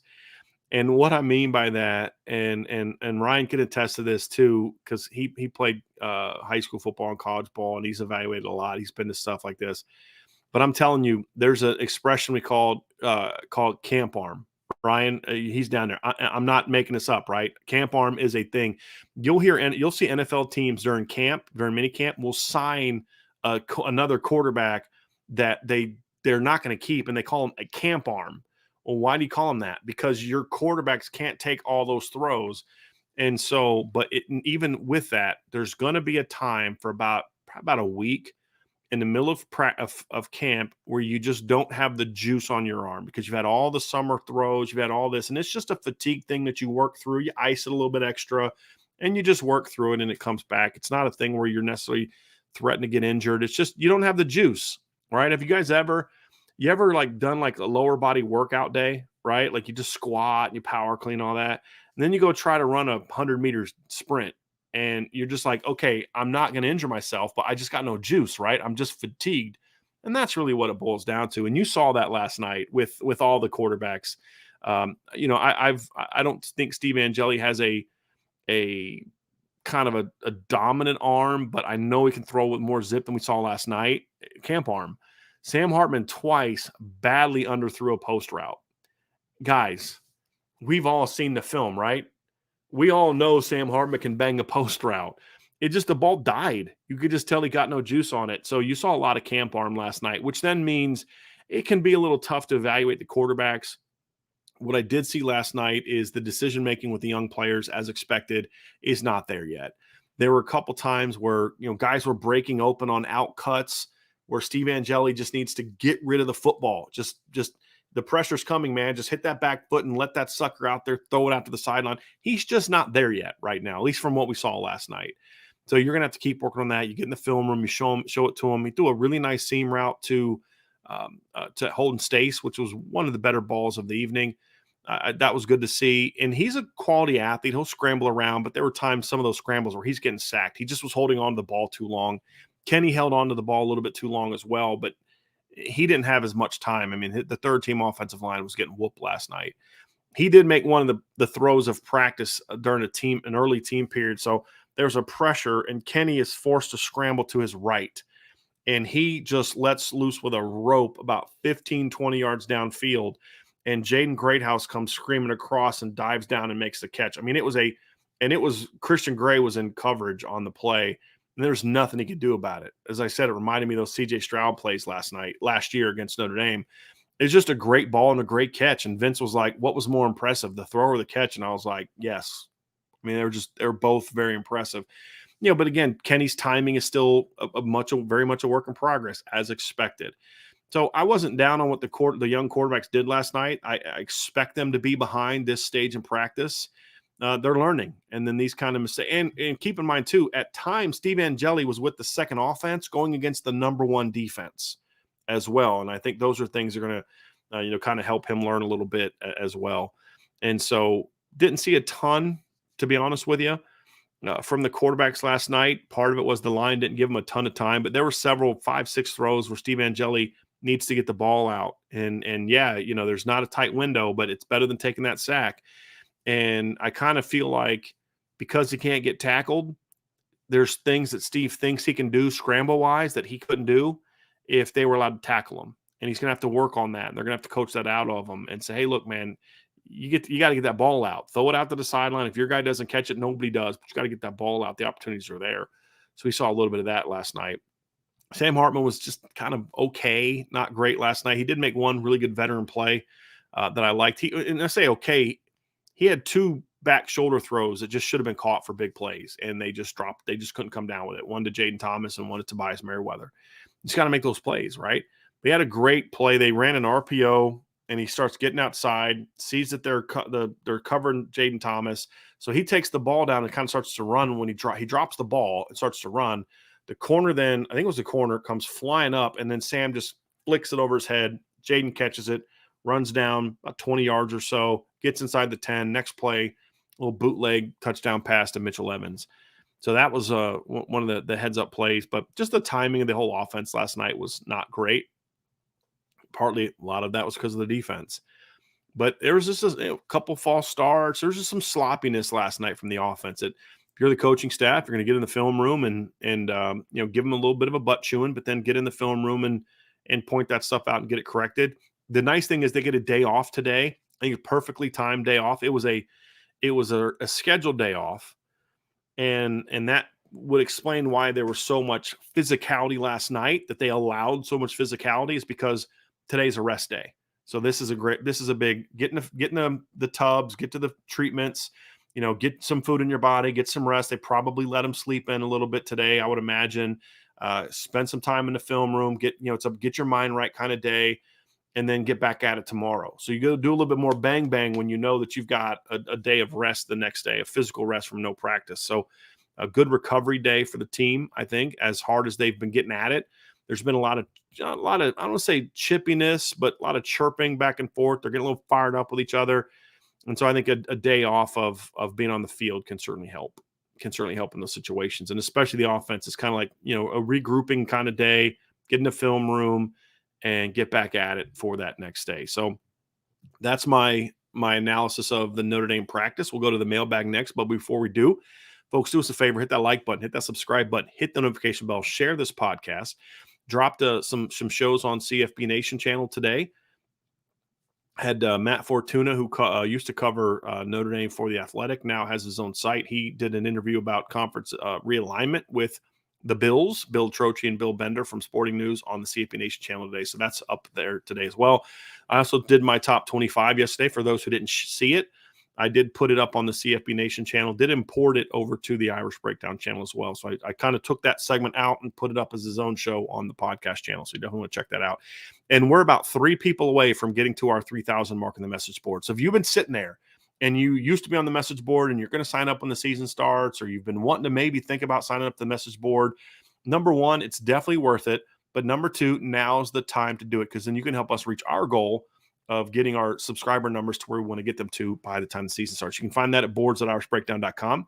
Again, boards.irishbreakdown.com. You can sign up as a monthly member, annual member, or you can join one of our booster clubs. And if you join one of the booster clubs, it comes with some free presents from you, some IB club presents.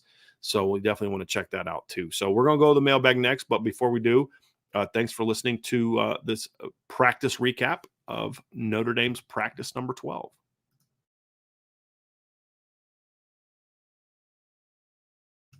All right, Ryan, you ready to rock and roll down there, man? Told y'all Ryan's doing producer stuff today. He's trying to get a pay raise, doing some extra work. Bill Walsh goes, hey, I got 2 kids now, man. I got to do something. Got to do something. Bill Walsh says, who are going to be our mean guys in the first team O line? I don't know the answer to that. We haven't seen enough of them up to this point in time. I mean, Joe Alt has a little bit of that to him. I think Rocco, hopefully, when he gets more comfortable, can be that. My thing is, I think that's kind of what Billy Schrouth brings to the table. And by not having him out there, you're losing a little bit of that. Zeke Correll has a little bit of an attitude to him. I don't know that I would call him a mean guy. I don't know that I want a center that way. I want a center that's got a little bit more of a calmer demeanor when it comes to that type of thing. But I don't know that they have that guy right now. I don't know that it's necessarily needed. I don't think you have to be mean to be physical. But I kind of get what you're saying. Like Quentin Nelson had that, right? Like Quentin Nelson wasn't just physical, but he had a little bit of he wanted to kind of embarrass you a little bit. I get what you're saying.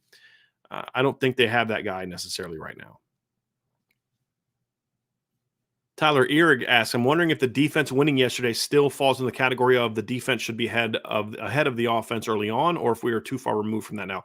No, we're still right in the middle of that period of the defense should be ahead of the offense. But I think only chalking it up to that is a little bit spinnish, right? I'm going to make up a word here. There's a little, you got to, if you're just saying it's just because of that, you're spinning it, right? The offense should not be ahead of the defense right now. But some of the things we saw last night are not that. It's you got to compete better for the ball. You've got to be locked in more mentally. You've got to be, those are the things where if the defense is beating you because they're a little bit, there's more.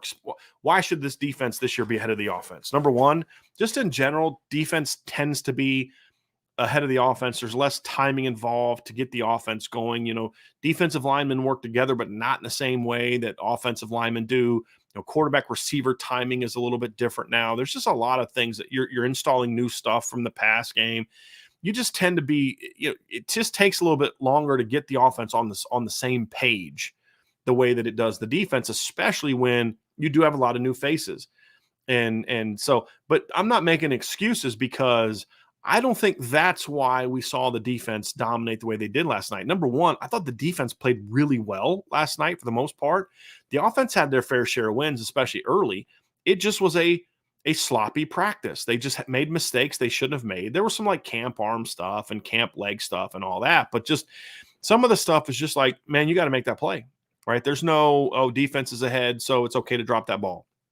Defense is ahead, so it's okay to not execute that block correctly. Oh, defense is ahead, so it's okay to do this.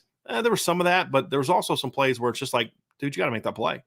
There's no, it's only practice 12 excuses. It's like, it's only practice 12, so I'm not losing my mind over it, but I'm not sitting in the film room if I'm the receivers coach and saying, it's all practice 12, don't worry about it. It's like, bro, you're a junior now. Like, you got to make that play, or, hey, we're expecting you to be a guy for us this year. I need you to start making this play.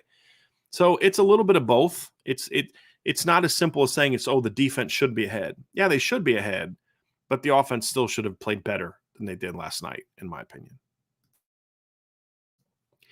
With the Aztec package, is there a chance Golden could replace a double safety blitz with a triple safety blitz? Asking in case I need to get a fire extinguisher ready for the board. Yeah, I doubt that we'll see that, but yeah, you never know. You never know. I just love how, you drop this kind of auspicious term in a story. Now all of a sudden, a lot of people want to talk about the Aztec package and all that kind of stuff. But yeah, it's well played. I mean, look, they were going to have sort of three safeties on the field no matter what. That's what Thomas Harper was brought here to do. The Aztec package is something different, and I don't believe we saw that last night based on who they said the personnel is going to be for that. Irish Blooded asks, did watching practice at a high school excite you for some Friday night lights? I'm not a big high school football guy anymore. I used to be, but honestly, Friday and Saturday mornings tend to be like the only time I get off to just relax from busy weeks. We do the post-game shows on Saturday. We do the Upon Further Review Sunday night. We do shows every day, Monday to Friday. And Friday night's just kind of that, I just want to relax. And then half the time I'm traveling to a game, so I can't watch it anyway. But I'll say this, though, to your question. It did kind of make me I did have a little bit of an urge to say, maybe I should go to some high school football games this year. I'm not going to lie, I did. And just kind of sitting up in the stands thinking about that. But yeah, it's football. High school football is right around the corner. I believe it starts in 2 weeks as well. I think some may be starting a week. I'm not sure. I have to ask Vince. Oh yeah, no. Next Friday, Vince was telling me that his son just won the starting PAT field goal and kickoff job for Penn High School. So Vince's son won those jobs, and he's also on the varsity soccer team. But so he wants me to go to the first game with him. We may do that next Friday. We'll see. But yeah, I'm kind of looking forward to that.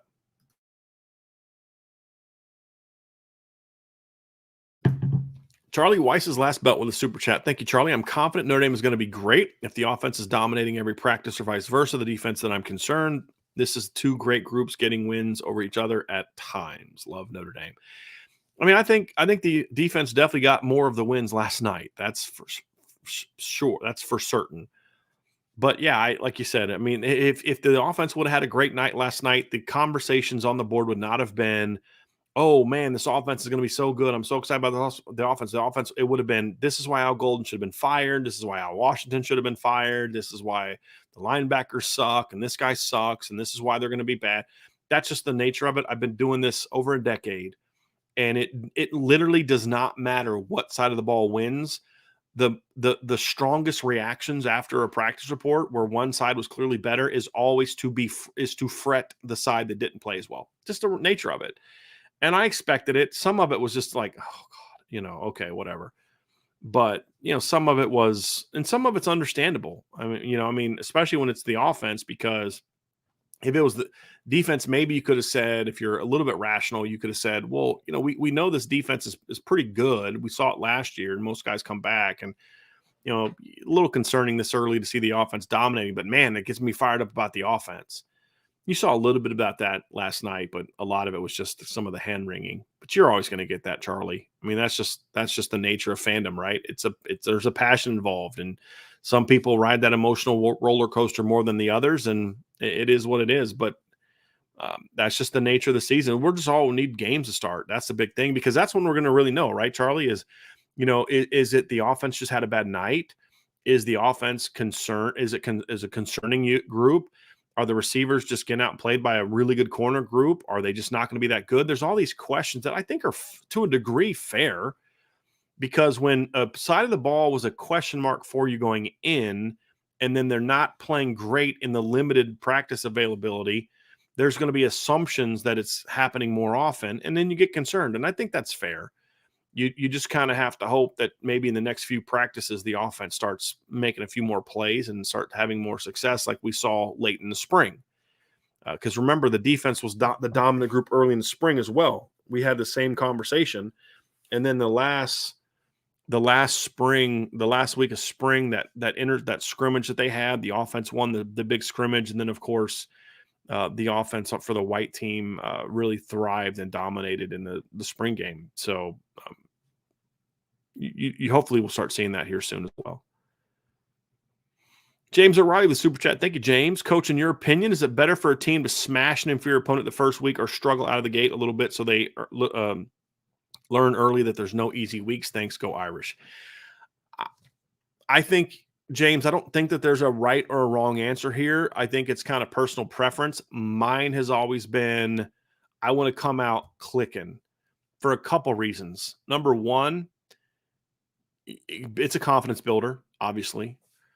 Number two, I think getting some young guys early playing time helps keep them engaged, right? When you get into week 4 and 5 and your young guys haven't got on the field yet because you've been in a bunch of close games, they can kind of lose a little bit of focus. Some of your depth can lose a little bit of focus. You can start having some doubts. Or, okay, are we really that good? We're kind of sneaking through with some of these type of things. I'm a big believer that, momentum to me, I've said this before, momentum is nothing but confidence, right? And confidence breeds better play, better execution, all those type of things, which then breeds momentum. It's a byproduct of confidence is a better way of saying it. And so you want to come out and get that going early. You want to, if there's any doubts about your team, you want them to get sort of erased early. And then also in this era of social media, because college football players for some reason refuse to avoid social media as a whole. Some do, but I would tell them all, man, like just get off social media, like talk to people in person, do that kind of stuff. Just avoid social media during your season. Because if you come out struggling and then the social media toxicity ramps up, if God forbid the offense doesn't light the world on fire the first 2 weeks, I can already see it now. I mean, it's already starting to happen now because they didn't have a great practice. Imagine if they don't have a great first couple games and they don't score 50 in the first 2 games. You're going to see that, and that affects players to me now, in my opinion, now more than it used to, because it's just in front of their face, and then they maybe start pressing or whatever. We've seen Notre Dame players in recent years, not so much under Marcus Freeman, but under Brian Kelly, where they would start kind of getting into it a little bit about certain things. And I know that some of these kids are impacted by it. And so the faster you can just kind of silence that stuff, I think the better for your football team from a mental standpoint. But then also just kind of get clicking earlier, build that confidence, and start building some momentum. I think that's a very important thing for me, in my opinion, early in the season. Conrad asked, thoughts on Andrew Kristofic falling out of starting lineup completely?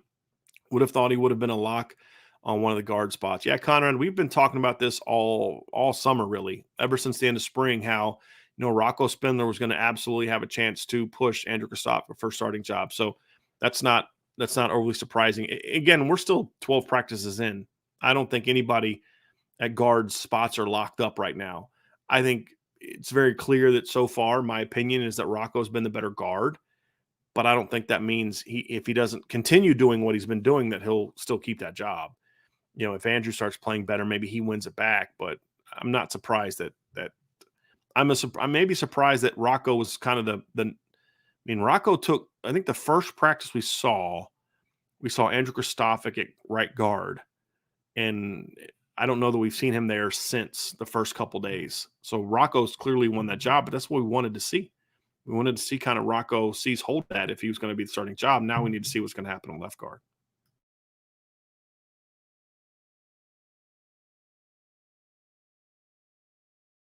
Question from David Carpenter. Every other Notre Dame football channel is giving injury reports. I thought that was taboo. Are they just breaking taboos, or did something change? So apparently I learned this morning. Apparently now we're allowed to talk about injuries. We're allowed to report on what we saw. I'll keep my opinion on that to myself because it doesn't matter. My opinion doesn't change anything anyway. So I'm going to say is that Irish Breakdown, we will mention these things to a degree. So-and-so got a little dinged up. We're not going to try to say, hey, this looked bad, or we think this might have happened, because we're not doctors. We don't know. We'll try to find the intel and we'll report it. I don't know what other people are reporting. I don't read other people's reports. I do know that people are talking about injuries. So I reached out to some of Notre Dame saying, hey, we allowed to do this now, because I want to make sure that we're not just, getting left behind. I want to make sure that if we're allowed to do this, I want to make sure my team knows so we can talk about this. And they said that we're allowed to report on what we saw. So we clearly missed the memo. That's on me. But yeah, apparently we can talk about injuries now if we see them in practice. So no one's breaking any taboos. That's the new rule now. I thought they were at first, but they're not. Pete Weber says, is that a new hat available in the store? No, it is not. This is what's available in the store at Notre Dame. So if you want to get this hat, and it's a really sweet hat. I love the fit. It's got kind of like a trucker hat. It's got a really loose fit, and it's also low fitting. I like hats that are low fitting. I got a big head, in case y'all haven't noticed that. And I don't mean attitude ego wise. I mean, literally, I have a big head. And so it's hard for me to find hats that ride low. And this hat rides low, but it also fits because if you ever notice, like on the Irish Breakdown hat that I wear, it rides low because I had to get a bigger hat, but it's like really loose right here. And so it doesn't to me look as great, but this one is rides low and it fits really nicely. And I'm trying to find an Irish Breakdown hat like this as well. I do not have one, but this is, as you'll see here, this is a Notre Dame hat, not an IB hat. And so if you want to buy this, I don't know that it's on the Notre Dame bookstore website. I'd have to go to that, and I have not gone to that. But I could actually maybe do that while we're talking here at some point in time and see if they have this hat on there. But yeah, this is something that if you like the hat, which I do, I would tell you to go to the bookstore. I'm actually looking right now online to see if they have this hat online. I bought 2 hats. I also bought a hat with the little leprechaun dude on it, but I'm seeing if they have this hat in the online store. Because if they do, I can go ahead and throw this into the chat, and people can, if you like it and you want to go buy it, feel free to do so. Or if you're going to come to a game, you could also get it there. Because I don't know what it is. I kind of like, if I'm going to ever buy Notre Dame gear, I kind of like getting it while I'm at the bookstore. I don't know why. It's just kind of dorky thing. I get that, but I don't know. It makes me feel like it's football season, because I only ever do it like during football season. I kind of go there and we bought the shirts, the shirts for the season and that kind of stuff. And then I've in the past, I said this the other day, I've not really liked Notre Dame's hat selections in the past, but I really liked their hat selections this time. I'm on page 3 of the bookstore and I still haven't seen this particular hat. So I don't know if it's on the bookstore website. You may have to just go in there personally and get it. So let's see here. I think this is the last page. I do not see it. So I do not see this on the bookstore website, but it is in the store, and it's a really nice hat, a very comfortable hat. So yeah, check it out. Andre Tonsil says, should we be worried about our passing offense? No, I mean, Andre, honestly, right now, unless there's some really bad injuries, there's nothing you should be worried about after practice 12, in my opinion. I mean, no, there's not. There, at this point, it's way too soon. It's way too soon for that, in my opinion. You're at least a week away from at the point where there should be worry, barring injuries. Like if you were missing like 3 or 4 guys that already gone down with like injuries are going to keep them out for the first 2 months of the season, I'd get worried then. But outside of that, it's way too early to be worried about anything. I mean, look, part of the job is, some people is like, you got to report on it, right? You got to report on stuff. And you can't really control how people are going to take it. Some people like to hype up things to kind of get people stirred up because it creates engagement and clicks and all that. But I think most of it's just, well, you report it and people are going to take it one way or the other. I mean, and get that. That's part of it because we're all just kind of like chomping at the bit for more information and we're just excited to get to the season. I get all that. I'm just saying, take the practice as it is. It's just not time to get concerned yet. If we keep seeing this over the next week to week and a half, then you start getting a little bit concerned. But as of right now, it's just the defense had a really good night and the offense didn't. To me, it is right now that simple. Sean Kelly, you're not going to bring up Sean Kelly's? I like that one, Ryan. I'm bringing it up. We miss Ryan. So, yeah, Ryan and I had a conversation today. And so starting probably maybe next week, but definitely game week, Ryan will be back on shows more. So hopefully he'll be in a better place to do that now after taking care of his newborn and just getting caught up on recruiting and all that kind of stuff. So I'm definitely looking forward to getting Ryan back on there too. So thought to show a little bit of love to Mr. Roberts. So there we go. You ready for the next one there, Ryan? Here we go. Sean Higgins, stock up or down on the same or the same on this team based off what you've seen, heard thus far. It's the same. Like, honestly, guys, if it would have been the greatest practice I ever saw, it's the same. I've seen a lot of things confirmed that we thought, a lot of things that I expected. I honestly, I did not expect the offense to dominate last night. I did not. It was just, you want to see them play better, but it's way too early, man. I could sit here and I could kind of give you some like really emotional reaction and it'd probably draw a lot of engagement and it would get shared and people would watch it, but it just would be disingenuous for me. This is not a shot at anybody else. I'm just saying for me, just because for me, it's like practice 12. Look, And again, it'd be one thing if I was contradicting myself. If I'd have said during the summer, by the middle of camp, you know exactly who you are. But remember what I said before camp. Early in camp, you think you're great. About middle of camp, first 2 weeks of camp, second week of camp, you think you're terrible, right? And I'm looking at this from an offensive standpoint more than anything else. And then by the end of camp, you found out who you are. We're in that period, especially for offense, where it's like you're heavy legged, you got the camp arm, all that kind of stuff, where it's just you're going to see days like this. You don't like it as a coach, but you understand it and you just coach through it and you work on. What you can't do as a coach in a situation like this is overreact to a bad practice. Where I would be worried, here's what I'll say to you, Sean, where I would have been worried is if what we saw last night from the offense was a lack of competing. Just getting their butts kicked, hanging their heads, not trying hard, having bad attitudes, moping, things like that. If we'd have seen that last night, I'd have said, I'm concerned. I don't know if this offense has the mentality that they need to be a really good group, or we didn't see that. I saw camp stuff and I saw defense playing really well and an offense that looked sloppy. Got to clean it up. But it wasn't anything for me that is going to sway me one way or the other. If this would have happened maybe a week from now, maybe then I would start getting a little bit more concerned. Got one from Matt211GT asks, I'm sure you'll get to it before the end of this read, but what do you make of the O-line situation? Yeah, Matt, I talked a little bit about that. I'm not quite sure what to make of it right now. I'm concerned about it. If this is the direction that they're going, that concerns me about it. It really does. It does. But I don't want to get too reactionary to it because I want to see more of Pat Coogan. I want to see kind of where we are a week from now and get a better sense for it at that time. Pete Weber says, join the board, y'all. It's such a low cost for consistent, thorough, and well-written news. Thank you for that, Pete. And Pete has signed up recently, so I appreciate that. I like those tutorials, right? I appreciate that. Sensei X says, does Tobias look good out there? I'm super excited about him and this team. Thank you. He looks good. He doesn't look great yet. He looks good. He's just, like I said, he'll get open. He's smooth. He's athletic. He's long. He's got to get stronger, and he's got to start winning on some of the more contested throws. That's where Tobias has got to get better. But, yeah, he looks good. He looks good. He's got a lot of work to do, as all the receivers do right now, and a lot of other positions, but he looks good. He's fine. Jason Smith says, what does having such a good uncommon preferred walk-on class say about this team's depth? Are there guys on scholarship that aren't as talented as some of the preferred walk-ons? I wouldn't say that they're not as talented. I would say more so I'd look at it this way, Jason. Some of those walk-ons are as talented as some of the scholarship players. Jordan Faison is that way.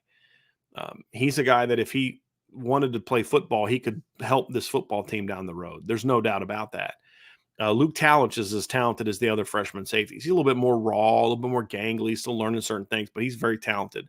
I've said this about Trey Reeder at linebacker. Trey Reeder is very talented. He's just small. He's not big enough to be probably a Notre Dame linebacker, but he moves really well. There's a lot of guys like that, and it's a really impressive walk-on class. To say it the way that you said it, I'm not saying you mean it this way, Jason. It just, to me, it kind of comes across as almost like a bringing down of the scholarship players, and I don't think you mean it that way.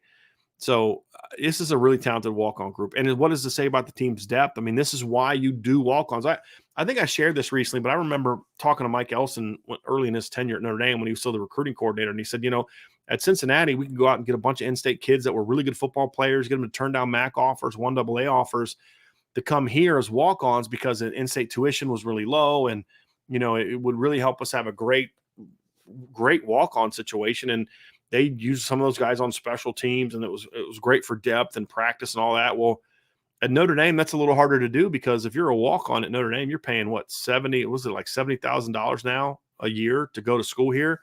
That very much limits your walk-on pool that you can choose from. Plus, you can't get walk-on players on campus. I mean, with help, they've got to get into school on their own, and that's just a little bit harder to do at a place like Notre Dame. So that's kind of the things that factor into why it can be challenging, which also makes it even more impressive that they're able to go out and do what they've been able to do really the last 2 years from a walk-on standpoint.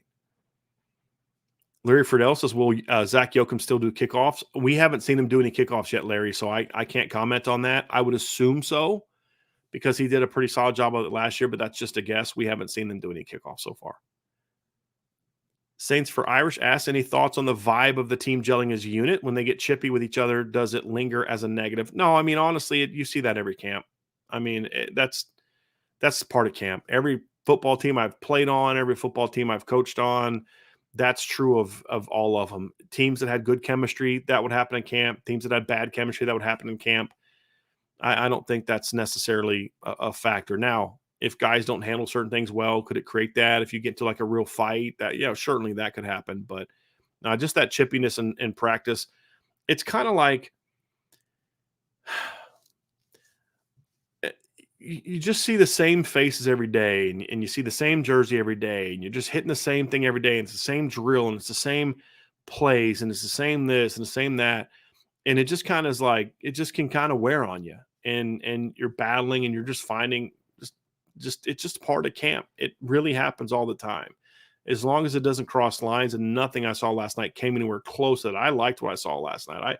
We were enjoying that, and because it's going to teach you something, right? Like if you're Joe Rudolph and the defensive line's just constantly talking trash to your offensive linemen and they don't handle it well, that tells you something about who your offensive line is, from a mental standpoint, a mental toughness standpoint. Is this a group that's got the mental toughness to sustain, playing at a high level? If they're going to let our own defensive line get in their heads, are you going to say, hey, look, Ohio State, please, guys, don't talk trash to us. It's not nice and my guys don't handle it really well. No, you've got to do that. So I'd much rather them learn how to deal with Jason Onye constantly yapping at them, and Riley Mills and Gabriel Rubio and those guys constantly yapping at them.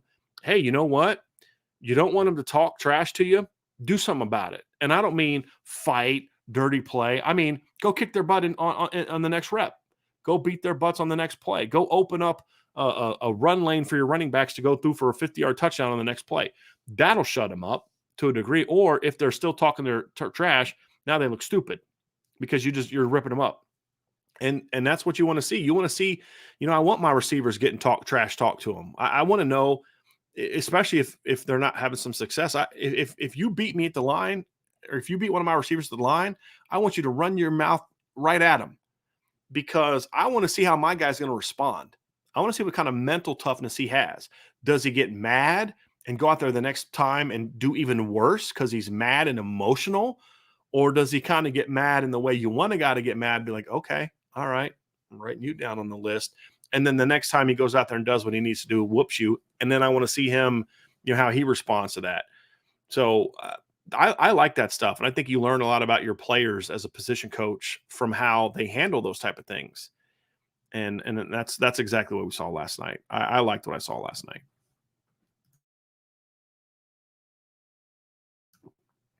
Fred Benson asks, is Freeman's deep way better than Charlie Weiss's nasties of 2005 and 6 as the players talking trash at practice?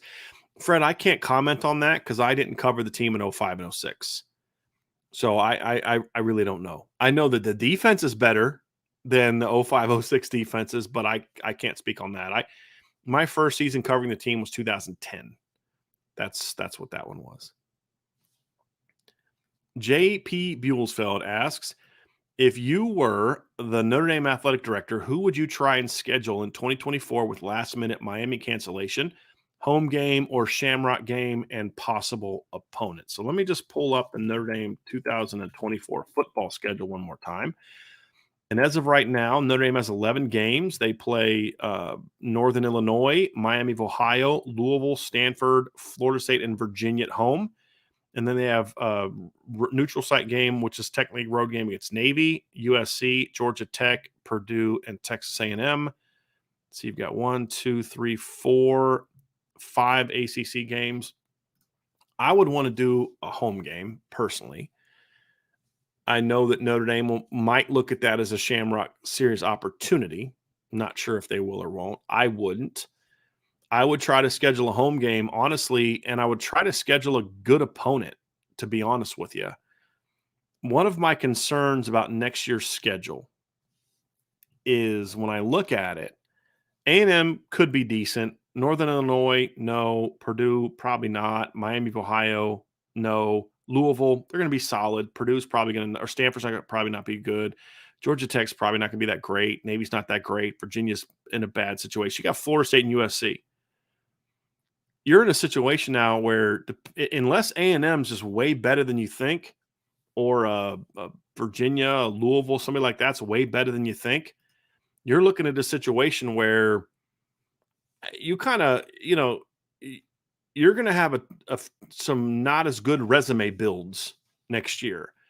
So when I look at the schedule, I would look into finding an opportunity in November, probably between Virginia and USC, to maybe get a home game there, or you could do it a couple weeks earlier between Navy and Florida State. I don't know that I would want to do it between Louisville and Stanford, because now you're talking about not having a bye week until November 2nd, which is kind of close to where you are now. I don't know how much I love that, although the schedule could handle it. But, maybe that October 5th period, you could look at between Louisville and Stanford at home. You could look at maybe scheduling a home game then. And I'd want to get a better opponent.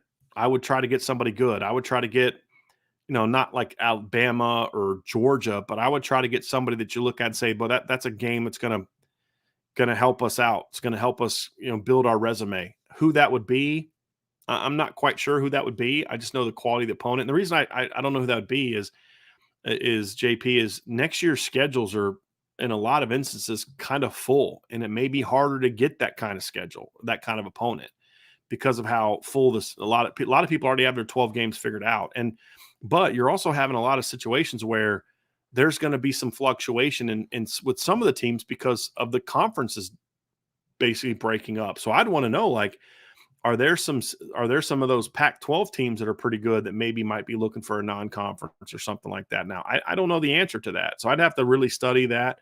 But I'll say this: I'd want a better opponent. I'm not saying a national title contender per se, depending on who that would be, but you want to get a good opponent so you have a resume builder.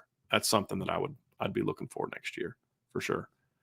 Matthew Wyrick, is the offense struggling because of receivers not getting open, or is it because we don't have creative pass concepts? Is our defense that much better than our offense? I'd say the first one, it's not really. The first two are not really issues. Again, what I would encourage you to do, Matthew, and I know this is hard, I get it, and I'm not saying that sarcastically at all. Don't overreact to a practice. A practice doesn't mean the receivers can't get open. It doesn't mean that the pass concepts aren't good, because here's the other thing. You're not going to last night's practice game planning like you would in a game. We're trying to work on something. There are aspects of the offense we want to work on today.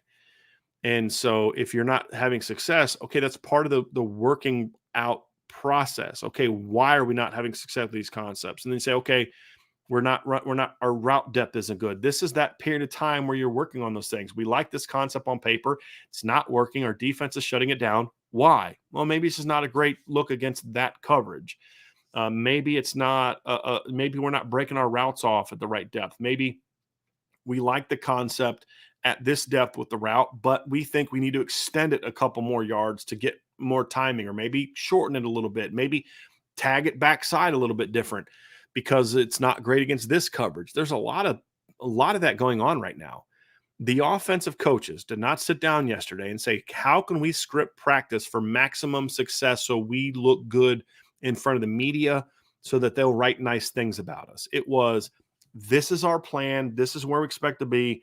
This is what we're working on within the framework of what the defense is, or what the practice schedule is.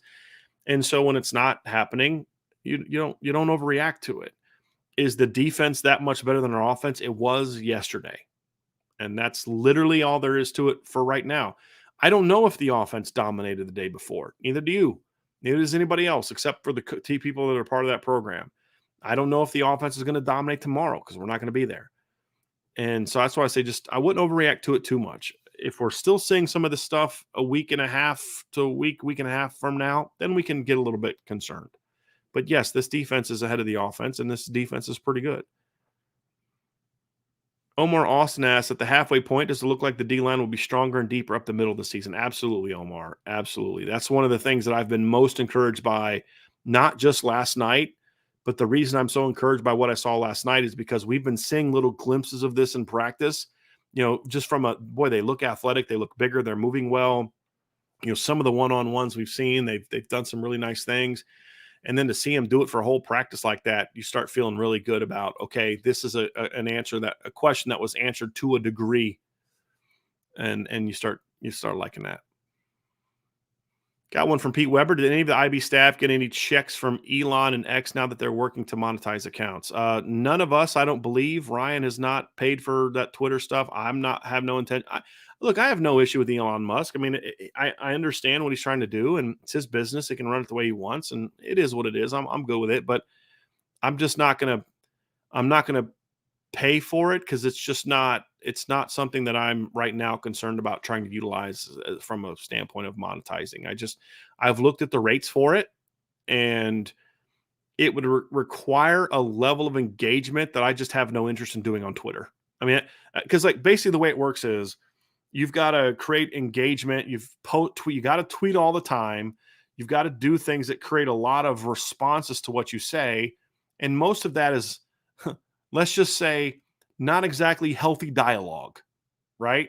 Most of it is not. Like I had a back and forth last week with a guy that works at CBS Sports that Ryan knows.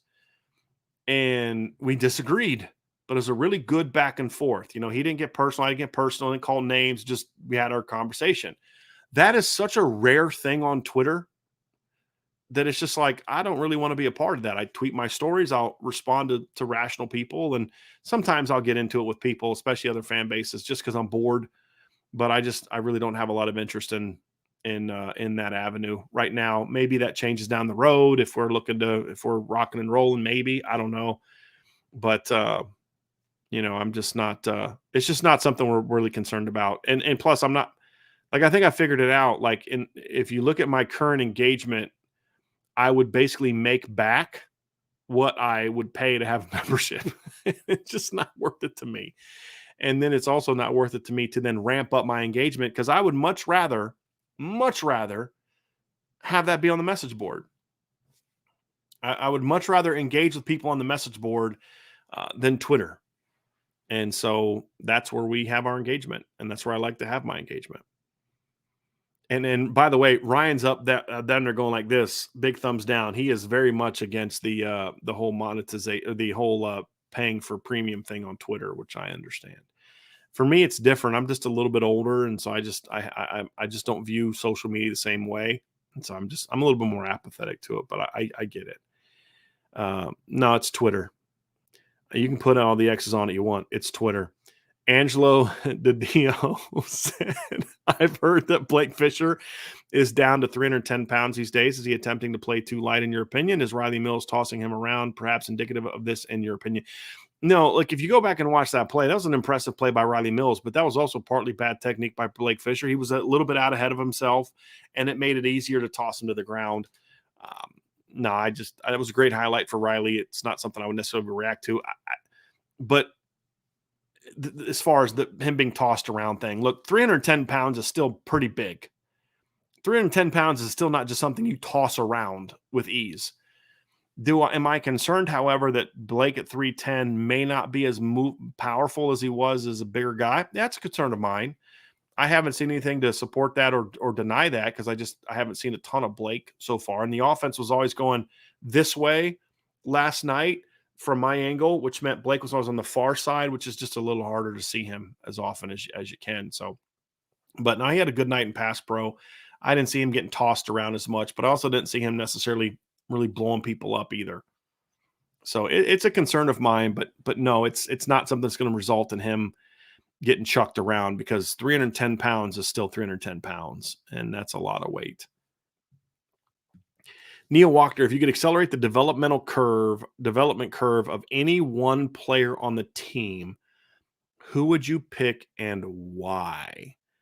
That is a very good question.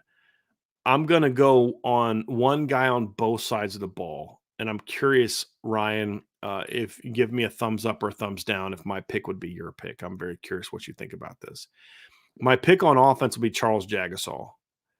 if I could speed up the development process for anybody, it would be Charles Jagasaw. You could also go with Billy Schrouth. One of those two guys could maybe develop a guard because I would love to see a fully developed Charles Jagasaw with a fully developed Blake Fisher and Joe Alt and Zeke Corral. That would be one heck of a line.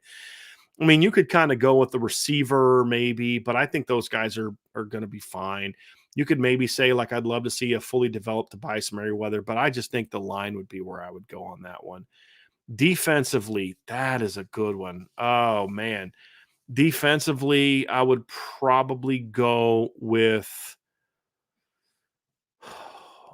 man, that's a tough because like I'm having all types of names flash in front of my head. Tyson Ford flashes in my head. Brennan Vernon flashes in my head because I would really want to get one of those guys to really step up as a big end as part of this rotation, just be ready to go. Part of me starts thinking about Josh Burnham fully engaged, or maybe fully developed, Bubakar fully developed. So it'd be probably one of those young guys, but Tyson Ford or Brennan Vernon are the two that pop in my head the most, just because it's probably the biggest position of need at those two positions. So that's where I would go. Like, you won't say, well, Kenny Minchie, but you don't really need him to be that right now. But I will say this. If at any point in time this season, Sam Hartman goes down, and knock on wood, that doesn't happen, my answer changes immediately to Kenny Minchie. So just keep that in mind as well. Next question is from Irish Blooded. Other than quarterback, who is just fun to watch play, not just watch or check on tape? I mean, I enjoy watching. It's kind of similar to the answer that I gave you last week when you asked it in a little bit different way, Irish Blooded. And for me, it's just kind of, I like watching line play. I do. It's just fun to watch. Like, it's just, that's the physical part of the game. I think the thing I like about line play is it's not just like sumo wrestling, right? Just two big guys trying to push each other around. It's just that's it, but there's a timing to it, there's a technique to it, there's like a dance to it, that just you really appreciate when you know the game, right? And I don't know, I really enjoy trench play on the football field. So it's just fun to watch. I mean, you could say receivers and all that, and that's fun. I mean, every part of football is fun to watch, right? But if you were like, hey, you can only get access to this or this, what would you rather have access to? I'd say I'd much rather have access to what's going on the offensive line and defensive line. That's where I would be. Sam Tyrell says, Brian, with what you saw yesterday, will the base defense have 4 down linemen? Yes. Read a few articles in the spring that Freeman was thinking about using 3-man fronts. No, they're going to, first of all, Freeman is a 3-down guy, and Al Golden has used that in the past. They used it last year. They will use it again this year. They will use 3-down fronts, but the base defense is going to be 4 down. But Coach Freeman has said in the past many times, they're going to be multiple. That means multiple coverages, multiple pre-snap looks, multiple personnel groupings, all that stuff. And part of that will be a 3-down defense that they will use in certain situations. So that'll be part of what they do. But you asked about the base defense, Sam, and in the base defense, I see Notre Dame being a 4-down team. Josh Buffo, the motivational business banker, says, who's the most pleasant surprise in the defensive backfield this fall camp so far? I'm going to say Adon Schuler. That's who I'm going to say, because we just didn't get a chance to see him in the spring. And I'd never seen Adon in person. I know Ryan saw him at the Army All-American game. I've never seen Adon in person. And I've just been impressed with how fluid he is and how easy he is. That's probably the second, like Christian Gray being great doesn't shock me. Benjamin Morrison and Cam Hart and Xavier Watts, Ramon. I mean, we know who those guys are. So getting a chance to see Adon Schuler run around and look really good. I like Adon. I think he's a good football player, and I think he's got a chance to be a good football player at Notre Dame if he just continues to work at it. So yeah, we'll see. Reed sat away. Not sure if you mentioned it or not, Brian, but did you watch Antonio Carter much? Just wondering how he's fitting in and progressing. I saw him a little bit, downhill guy right now. Still trying to find his way, to be honest with you. Still trying to find his way as far as comfort playing that position. Because, again, he's not just learning a new defense, but he's also learning a new position. And he looks like a guy that's, pretty good athlete, physical kid that's still learning a new defense at a new position. And that's what he looks like. But he moves well. He'll get there.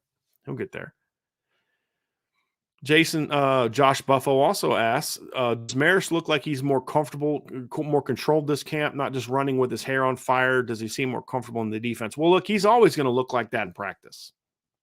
I mean, practice is way more structured. If you're running around like that in practice, you're in trouble. Maris has always been a guy that looked good in practice. And it's can you play that way on Saturday when you don't necessarily have the same level of structure to a game as you have in practice? So does he seem more comfortable in the defense? That also is something I can't really tell you because I didn't see him in practice last fall. I've seen him in practice in the past. So as far as comfort level in the defense, I mean, I'm assuming he does, but I'll say it to you like this, Josh, and this is what I think you're getting at. At least in practice, Maris so far has been pretty disciplined in what he's doing. He gets in a little bit of trouble in the pass game, but in the run game, especially as a blitzer, he's been good so far from what we've seen. Jason Smith asks if there's an issue, say, with linebackers having an issue with route recognition. Are there times where the linebacker coach has the receiver or running back coach come over and help them help with things like keys on certain routes? I mean, that's more off-season stuff, Jason. Like, I like where your head's at. But that's more of an off-season thing. And that's something coaches will do. Like, hey, remember we heard about this last year with Coach Easton and Al Washington, where Al Washington would kind of have Coach Easton talk to his defensive linemen about things that they do that could help them in taking on offensive linemen. I think that's the kind of stuff is very important. I love crossover work, where, Coach Mickens and Coach Stuckey get together and be like, hey, your guys are doing this. What are tells that we may have? Or, what are things that give you guys problems when it comes to releases? What are things that can impact you in this regard, that regard? But that stuff has to happen in the offseason. Like, you don't just say, okay, well, we just got our butts kicked for 2 weeks in camp. Maybe I should go talk to the corners coach and find out what's going on. And in your instance, linebackers and those type of things. That's definitely something you do. It's just more of an off-season thing. You'll do it more than you. Now, there may be times where like you and the position coach will chat about things for sure, but it's not going to be a situation where he's going to come over and work with your guys. It's just not really something that you do in the middle of fall camp. It may be something where two coaches talk about it. Like, hey, man, you guys are jumping this route easily. Are we giving something away if you're the offensive coach? Or, man, you guys are killing us with this route. Like, what could we do that would give you problems? Okay, if you guys were doing this, we'd have some problems with it.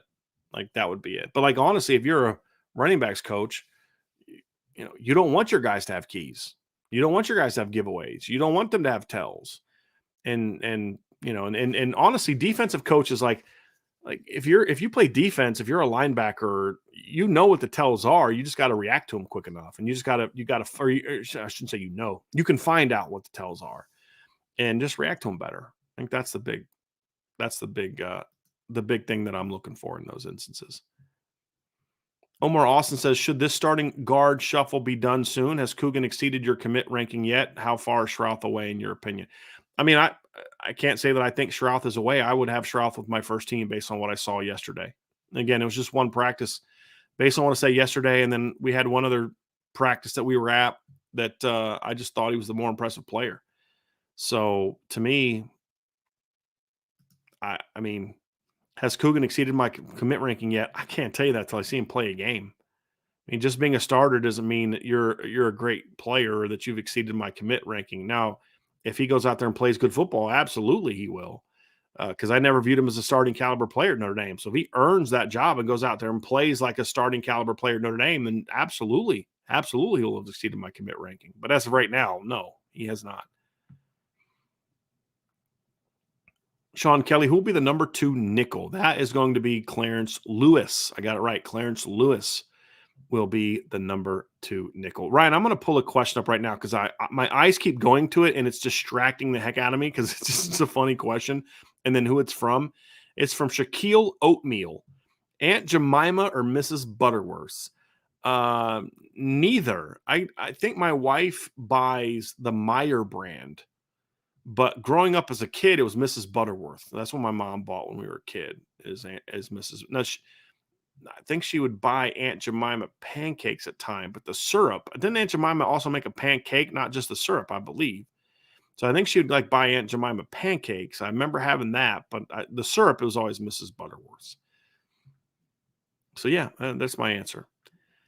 Sean Kelly, can Greathouse get on the field as an outside guy this year, or will he get his reps in the slot? As of right now, he's a slot guy. But honestly, I would start having him play outside.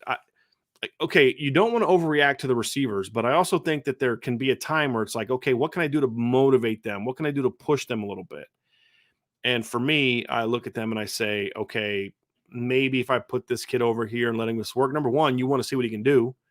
And then number two, you look at it and say, okay, maybe this motivates those guys a little bit to say, you can't just rest on your laurels. You can't just, hey, I'm a veteran. I got a starting job, seat at the table. No, you got to play better. And with Jaden playing as well as he is in the slot, I wouldn't be opposed to maybe getting him a little bit of work outside, to be honest with you. But it would mainly be because of how well he's playing. Pete Weber says, which Notre Dame receiver has the most complete route tree up to this point? It's probably Jaden Greathouse. Seriously. He's a freshman, but I'd say probably Jaden Greathouse. Omar Austin asks, did last night's practice make you more concerned about Fisher's weight loss in regards to power? No, it didn't. I mean, that's not really going to be an issue for me until we get to games. I need to see what it's like in games. That's going to be the big thing. I think, I talked about Blake Fisher's weight loss, but I think maybe we might be making a little bit too much of a deal of it. It's something that maybe concerns me as far as, is he going to be able to dominate the way that I think he's capable of dominating? But I'm not worried about him being a good player or not. It's just, will he make the jump that I think he's capable of making, or is he just going to be kind of a more fundamentally sound version of what he was last year? That's the concern. But it's not going to be a thing where all of a sudden he's getting tossed. He's still 310 pounds. That's as long as he's actually 310 pounds, I'm good. T Smith 0323, serious question, ices or milkshakes? It depends on where I'm at and what mood I'm in. If I'm in the mood for something kind of soothing, then I get a milkshake. If I'm in the mood for something sweet, then I get an icy. So it just depends on, and then also what's available. So yeah, that's my answer. Archer 452, the SEC coaches have been arm in arm and being very vocal about hating conference realignment, even though their conference kicked off the biggest moves. Did Sankey send a memo for United Front?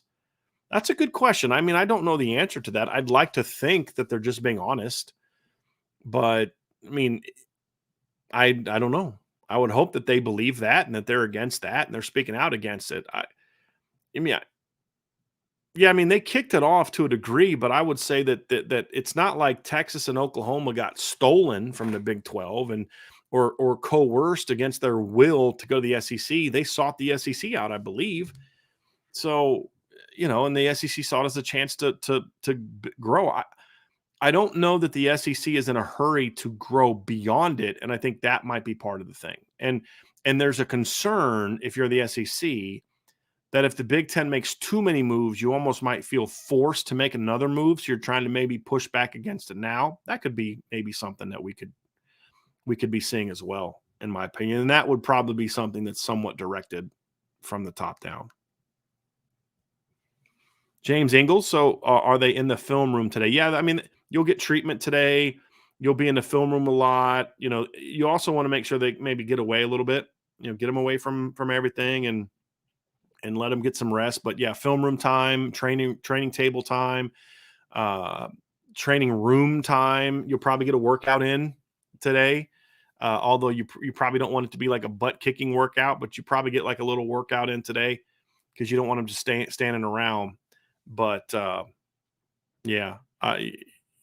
being away from practice is obviously is the key, or being away from the running and the banging is something that's going to let them get some rest as well. Beefeater ND08. Brian, if your spirit animal were a legendary 60 Minutes journalist, would you be morally safer, Mike Wallace, Harry Reasoner, Ed Bradley, or Andy Rooney? I don't know who Harry Reasoner is. I don't know who Morty Safer is. It definitely wouldn't be Mike Wallace. I know who Ed Bradley and Andy Rooney are, but I have no clue how my spirit animal would relate to them. And the other thing is, wouldn't my spirit animal be an animal, or does it not work that way? I'm not quite sure how that works, but yeah. Anyway, All right, let's get to the next one. Is Pat Ray Holcroft? Is there any word on which players will be returning kickoffs or punts? I mean, we've seen guys doing it, but I don't know who's going to be the guy. We see Chris Tyree doing it. We see Jaden Greathouse doing it. Jaden Mickey doing it. Jadarian Price doing it. I don't know who the main guy is going to be yet. So, yeah, I'm not quite sure who that's going to be. Riza asks, as a coach, at what point in camp do you make conclusions about this is my guy at a starting position? Does it often go to the very end? Riza, this is a good question. It's going to depend on the kid, and it's going to depend on the circumstances coming in. Like, for example, last year, going into fall camp, there was an expectation that it was going to be Tyler Buckner as the starter. So the minute you feel he's met certain markers of, hey, I need to see that he's doing this and doing this, then you end it. When one guy is significantly better than another guy, you end it sooner rather than later. The only time you really go to the end is if there's one or two scenarios. Number one is it's just a legit battle and they're both playing great or they're both struggling a little bit. And then the other one is where, and this is where I would be, is you have a older player that does the job but isn't great, and you have a younger player that's really good but is still learning. You're going to want to give that younger player a little bit more time to win the job than you will an older player. If the younger player's the better player, then you may end it a little quicker. And I guess you could add a third part is if you feel like making the decision early could maybe hurt a kid's confidence, you allow it to go on maybe a little bit longer and just start communicating to him, setting him up for it. You just don't do it right away. You maybe set him up for it a little bit and then also give him more chances to compete. So there's a lot of different ways that you can go at it, in my opinion. Shaquille Oatmeal, better Schwarzenegger movie, True Lies or Last Action Hero? True Lies for me. I wasn't a huge fan of Last Action Hero, to be honest with you. I liked the premise. I just didn't think the execution was all that great. I thought True Lies was a pretty good movie. I did. I enjoyed that. I enjoyed that very much. Ray Holcraft, are there players on offense and defense or special teams that have really surprised you in terms of size, speed, and or much better football players? Much better football players. I don't know if I would say much better football players. I think Brendan Vernon's a little bit more advanced physically than I thought he would be. I'm trying to think. Surprised you in terms of size, speed. I wouldn't say Charles Jagasaw surprised me, but I kind of feel like I had the same reaction Ryan did the first time he saw him. He's just so big, it does kind of catch you off guard a little bit. Like, good Lord, that guy's a monster. Like, he's big, but you don't really appreciate it till you actually see it. I think that might be a little bit better way of explaining that one. But yeah, he's a really, really big kid. Size, speed, much better football players. I'd have to think about that one, to be honest with you. Yeah, I'd have to think about that one a little bit, right? Nobody really pops off my head, but I thought a lot of these guys were already pretty good football players. I think this football team is going to be a pretty good football team. So, yeah, it's gonna take a lot for somebody to surprise me. Maybe like Jaden Greathouse a little bit more advanced than I thought, but it's not a surprise, especially since some of these guys we saw in the spring. Jay Clampton Investments, Brian, what are some things coaches can do to increase a player's compete level, or is it you either have it or you don't? Well, it's a little bit of both. I mean, to a degree, you've got to have a little bit of that dog in you, but there's certainly things a coach can do to bring it out of you. I mean, some of it's just simple things like talking to a kid, right? Like, you may find out some kid had a coach in high school or a Pop Warner coach or a dad or a mom who just kind of beat out of him like, you can't be that way. You can't be that way. And you got to say, no, it's okay to be that way. Like, I want you to be that way. I want you to be that kind of guy. Some of it's technique. Some of it's weight room strength. Some of it's just they don't know the expectation. Sometimes it's just they just don't have it. I mean, so it's a little bit of both. It really is. It's a little bit of both. Sam Tyrell, Brian, and what you have seen from Snead, would you consider moving into Viper? Absolutely not. He's not even 220 pounds. No, like what you could do, Sam, is you could get into situations where in certain packages you line him up off the edge to rush him in a certain package. Sure, and you can do that. And I think we will see some of that stuff. But as far as moving him to Viper, where that's his position, absolutely not. Absolutely not. There's no way that I would do that, in my opinion. He's just not big enough. He's not long enough. It's just not where his strengths would be utilized on an every down basis. It's a situational thing, is where he would be, in my opinion. But in certain situations, yes, you could use him there. Jason Smith, who decides on the schedule after a physical practice like yesterday? Coaches or strength coach? What is pretty much planned out already? Was it pretty much planned out already before Bayless left? I would imagine that some of it to a degree was planned out, which is why there was a day off already scheduled. Like, so when I looked at the camp schedule this morning, yesterday, today was already scheduled as a day off. So they were already going to do this. When you're a football coach and you're putting camp together, hey, here's padded days, and you kind of know from experience, like, hey, this is about the time in camp when our guys start getting really heavy legged and they've got a lot of work. So, this will be the practice where we may go uppers this particular day. And the reason that I think this was planned is because not only do they have today off, but yesterday in practice, they didn't have pads on. They just had those little spider things, which means there was like no physicality going on yesterday or would be the Monday practice. So that leads me to believe that this is a part of what they're doing. And then they also have a big scrimmage plan coming up. So usually that stuff is kind of planned out. Now, there will occasionally be, Jason, times where you've got to kind of play it by ear in camp because we're just not, the pads just aren't popping enough. So we need to do something tomorrow. We weren't originally going to do this, but these kids are not playing with the intensity we need. We need to make a change to kind of force it into them. You may do something like that. Or, man, these kids are really getting after it and they're taking a ton of reps and they're just flying around. We're looking at the GPS numbers. They're starting to get a little heavy legged. We need to maybe pull back a little bit tomorrow where we are originally going to, have a scrimmage, but maybe let's move that scrimmage to Saturday or something. So you structure it out, you plan it out. This is the ramp up time. This is the pullback times. This is okay, now we need to make sure we have a day off there. That's all structured out. And then here's what we do on those days off.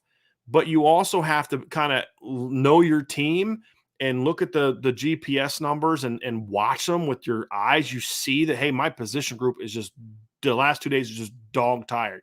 So then you got to get with the trainer, okay, and the coach and say, okay, what are we doing? Do we need to, get them maybe in for some extra treatment? Is an ice bath going to help? I mean, what are things we can do to push them through? Or, can we pull back on them a little bit in this certain situation? So that's also part of it as well. So it's a little bit of both. It's a good question, Jason. Sam Tyrell also asked, Brian, would you be shocked if Tyler Buckner starts for Alabama? No, I wouldn't be shocked at all. I mean, that's the reason he went there. Tommy Rees did not recruit him to sit the bench. That doesn't mean Tyler's going to be given the job. But look, I think Tyler Buckner's a very talented quarterback. He's got some things he's got to clean up. Certainly. He's got to not turn the ball over as much as he does. But we saw in the bowl game how dynamic Tyler Buckner can be against an SEC team. So, I mean, the kid had over 300 yards of total offense, threw for like 280 or 260, ran for over 80, had 5 touchdowns against an SEC team, led Notre Dame to 45 points without Michael Mayer. So I think the kid's very talented. He's a very good quarterback. He's got to clean up on the interceptions, get more comfortable with the offense, and just make some little tweaks so where he can be a little bit more consistent. But would I be shocked if he starts? No, I wouldn't be shocked. Would I predict it right now? I have no idea. No idea. I really don't know. Irish Mills, 540. Do you think Notre Dame should expand their stadium to match or be close to the Michigans, Ohio States, and Penn States in the Midwest, or be closer to 100,000 seat seating? Do you think it matters and where? Notre Dame should never go to a 100,000 seat stadium. They wouldn't fill it. Look, there's Penn State is the state school in the middle of a big state, right? And Ohio State is literally right in the middle of a much bigger state than Indiana, and it's a state school.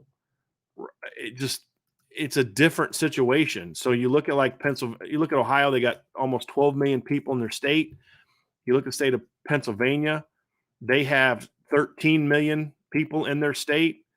And then you look at Indiana, and they have 6.8 million people in their state. So there's 5 million fewer people than the state of Ohio, and there's see about a little over 6 million fewer people in the state of Indiana relative to those two states, right? So that alone means there's a lot fewer people to draw from.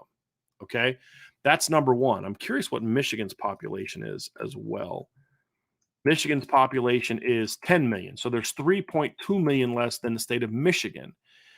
And so you don't have the base to draw from. You're in a far northern part of the state, which means there's parts of your state that are a little tougher to get to.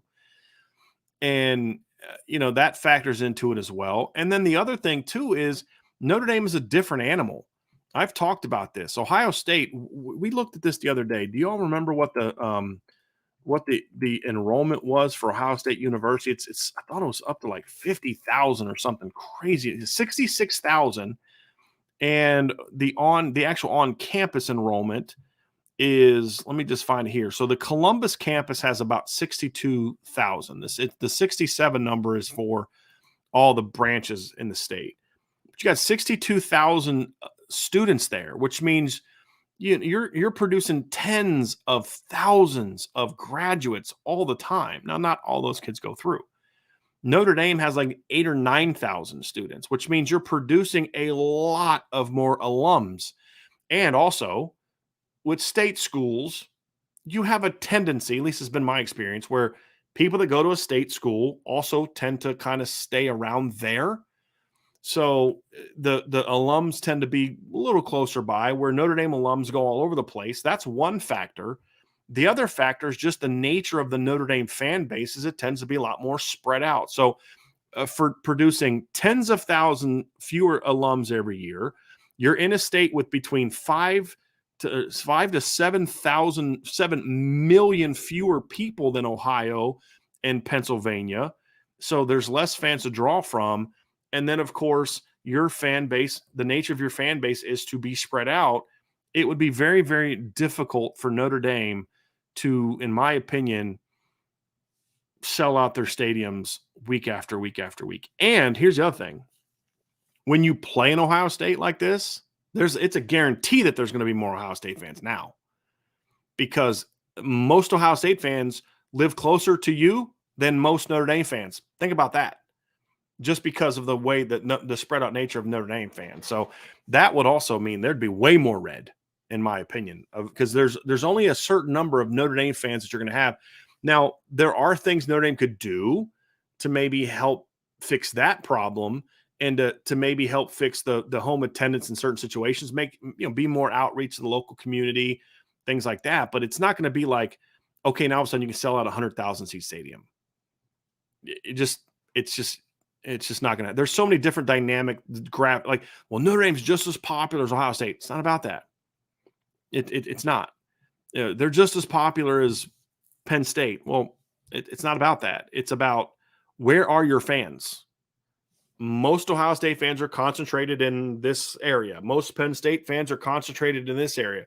Notre Dame fans are spread out. So if Notre Dame has fans all over the country, well, a lot of those are going to be like, so for example, when I was growing up, with my family's income, if we lived in Texas, we'd have had no chance to go to a Notre Dame game. None. I never went to one when I was a kid because it just seemed a lot further away. But you couldn't afford it, right? I mean, I could afford driving an hour and a half to, Columbus or Texas if I lived in those areas, right? So it's just, because they're spread out, it's like there's just, all Notre Dame fans are wealthy. No, we're not. You know what I mean? We're not. We can't all just hop on planes, especially nowadays, and fly to South Bend every home game. So all those things factor into it. There's just a lot of reasons that go into why Notre Dame could never consistently sell out a 100,000 seat stadium. They couldn't.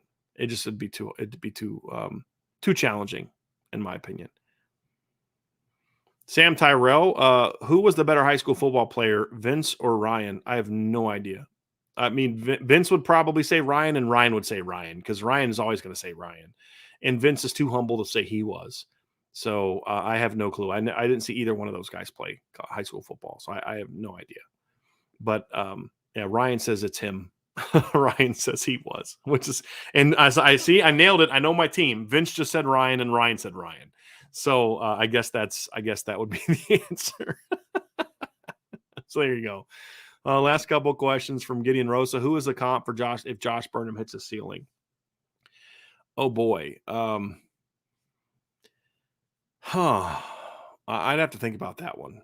I'm not sure. Ryan, do you have a comp that if Josh Burnham hits a ceiling, who'd be a good comp?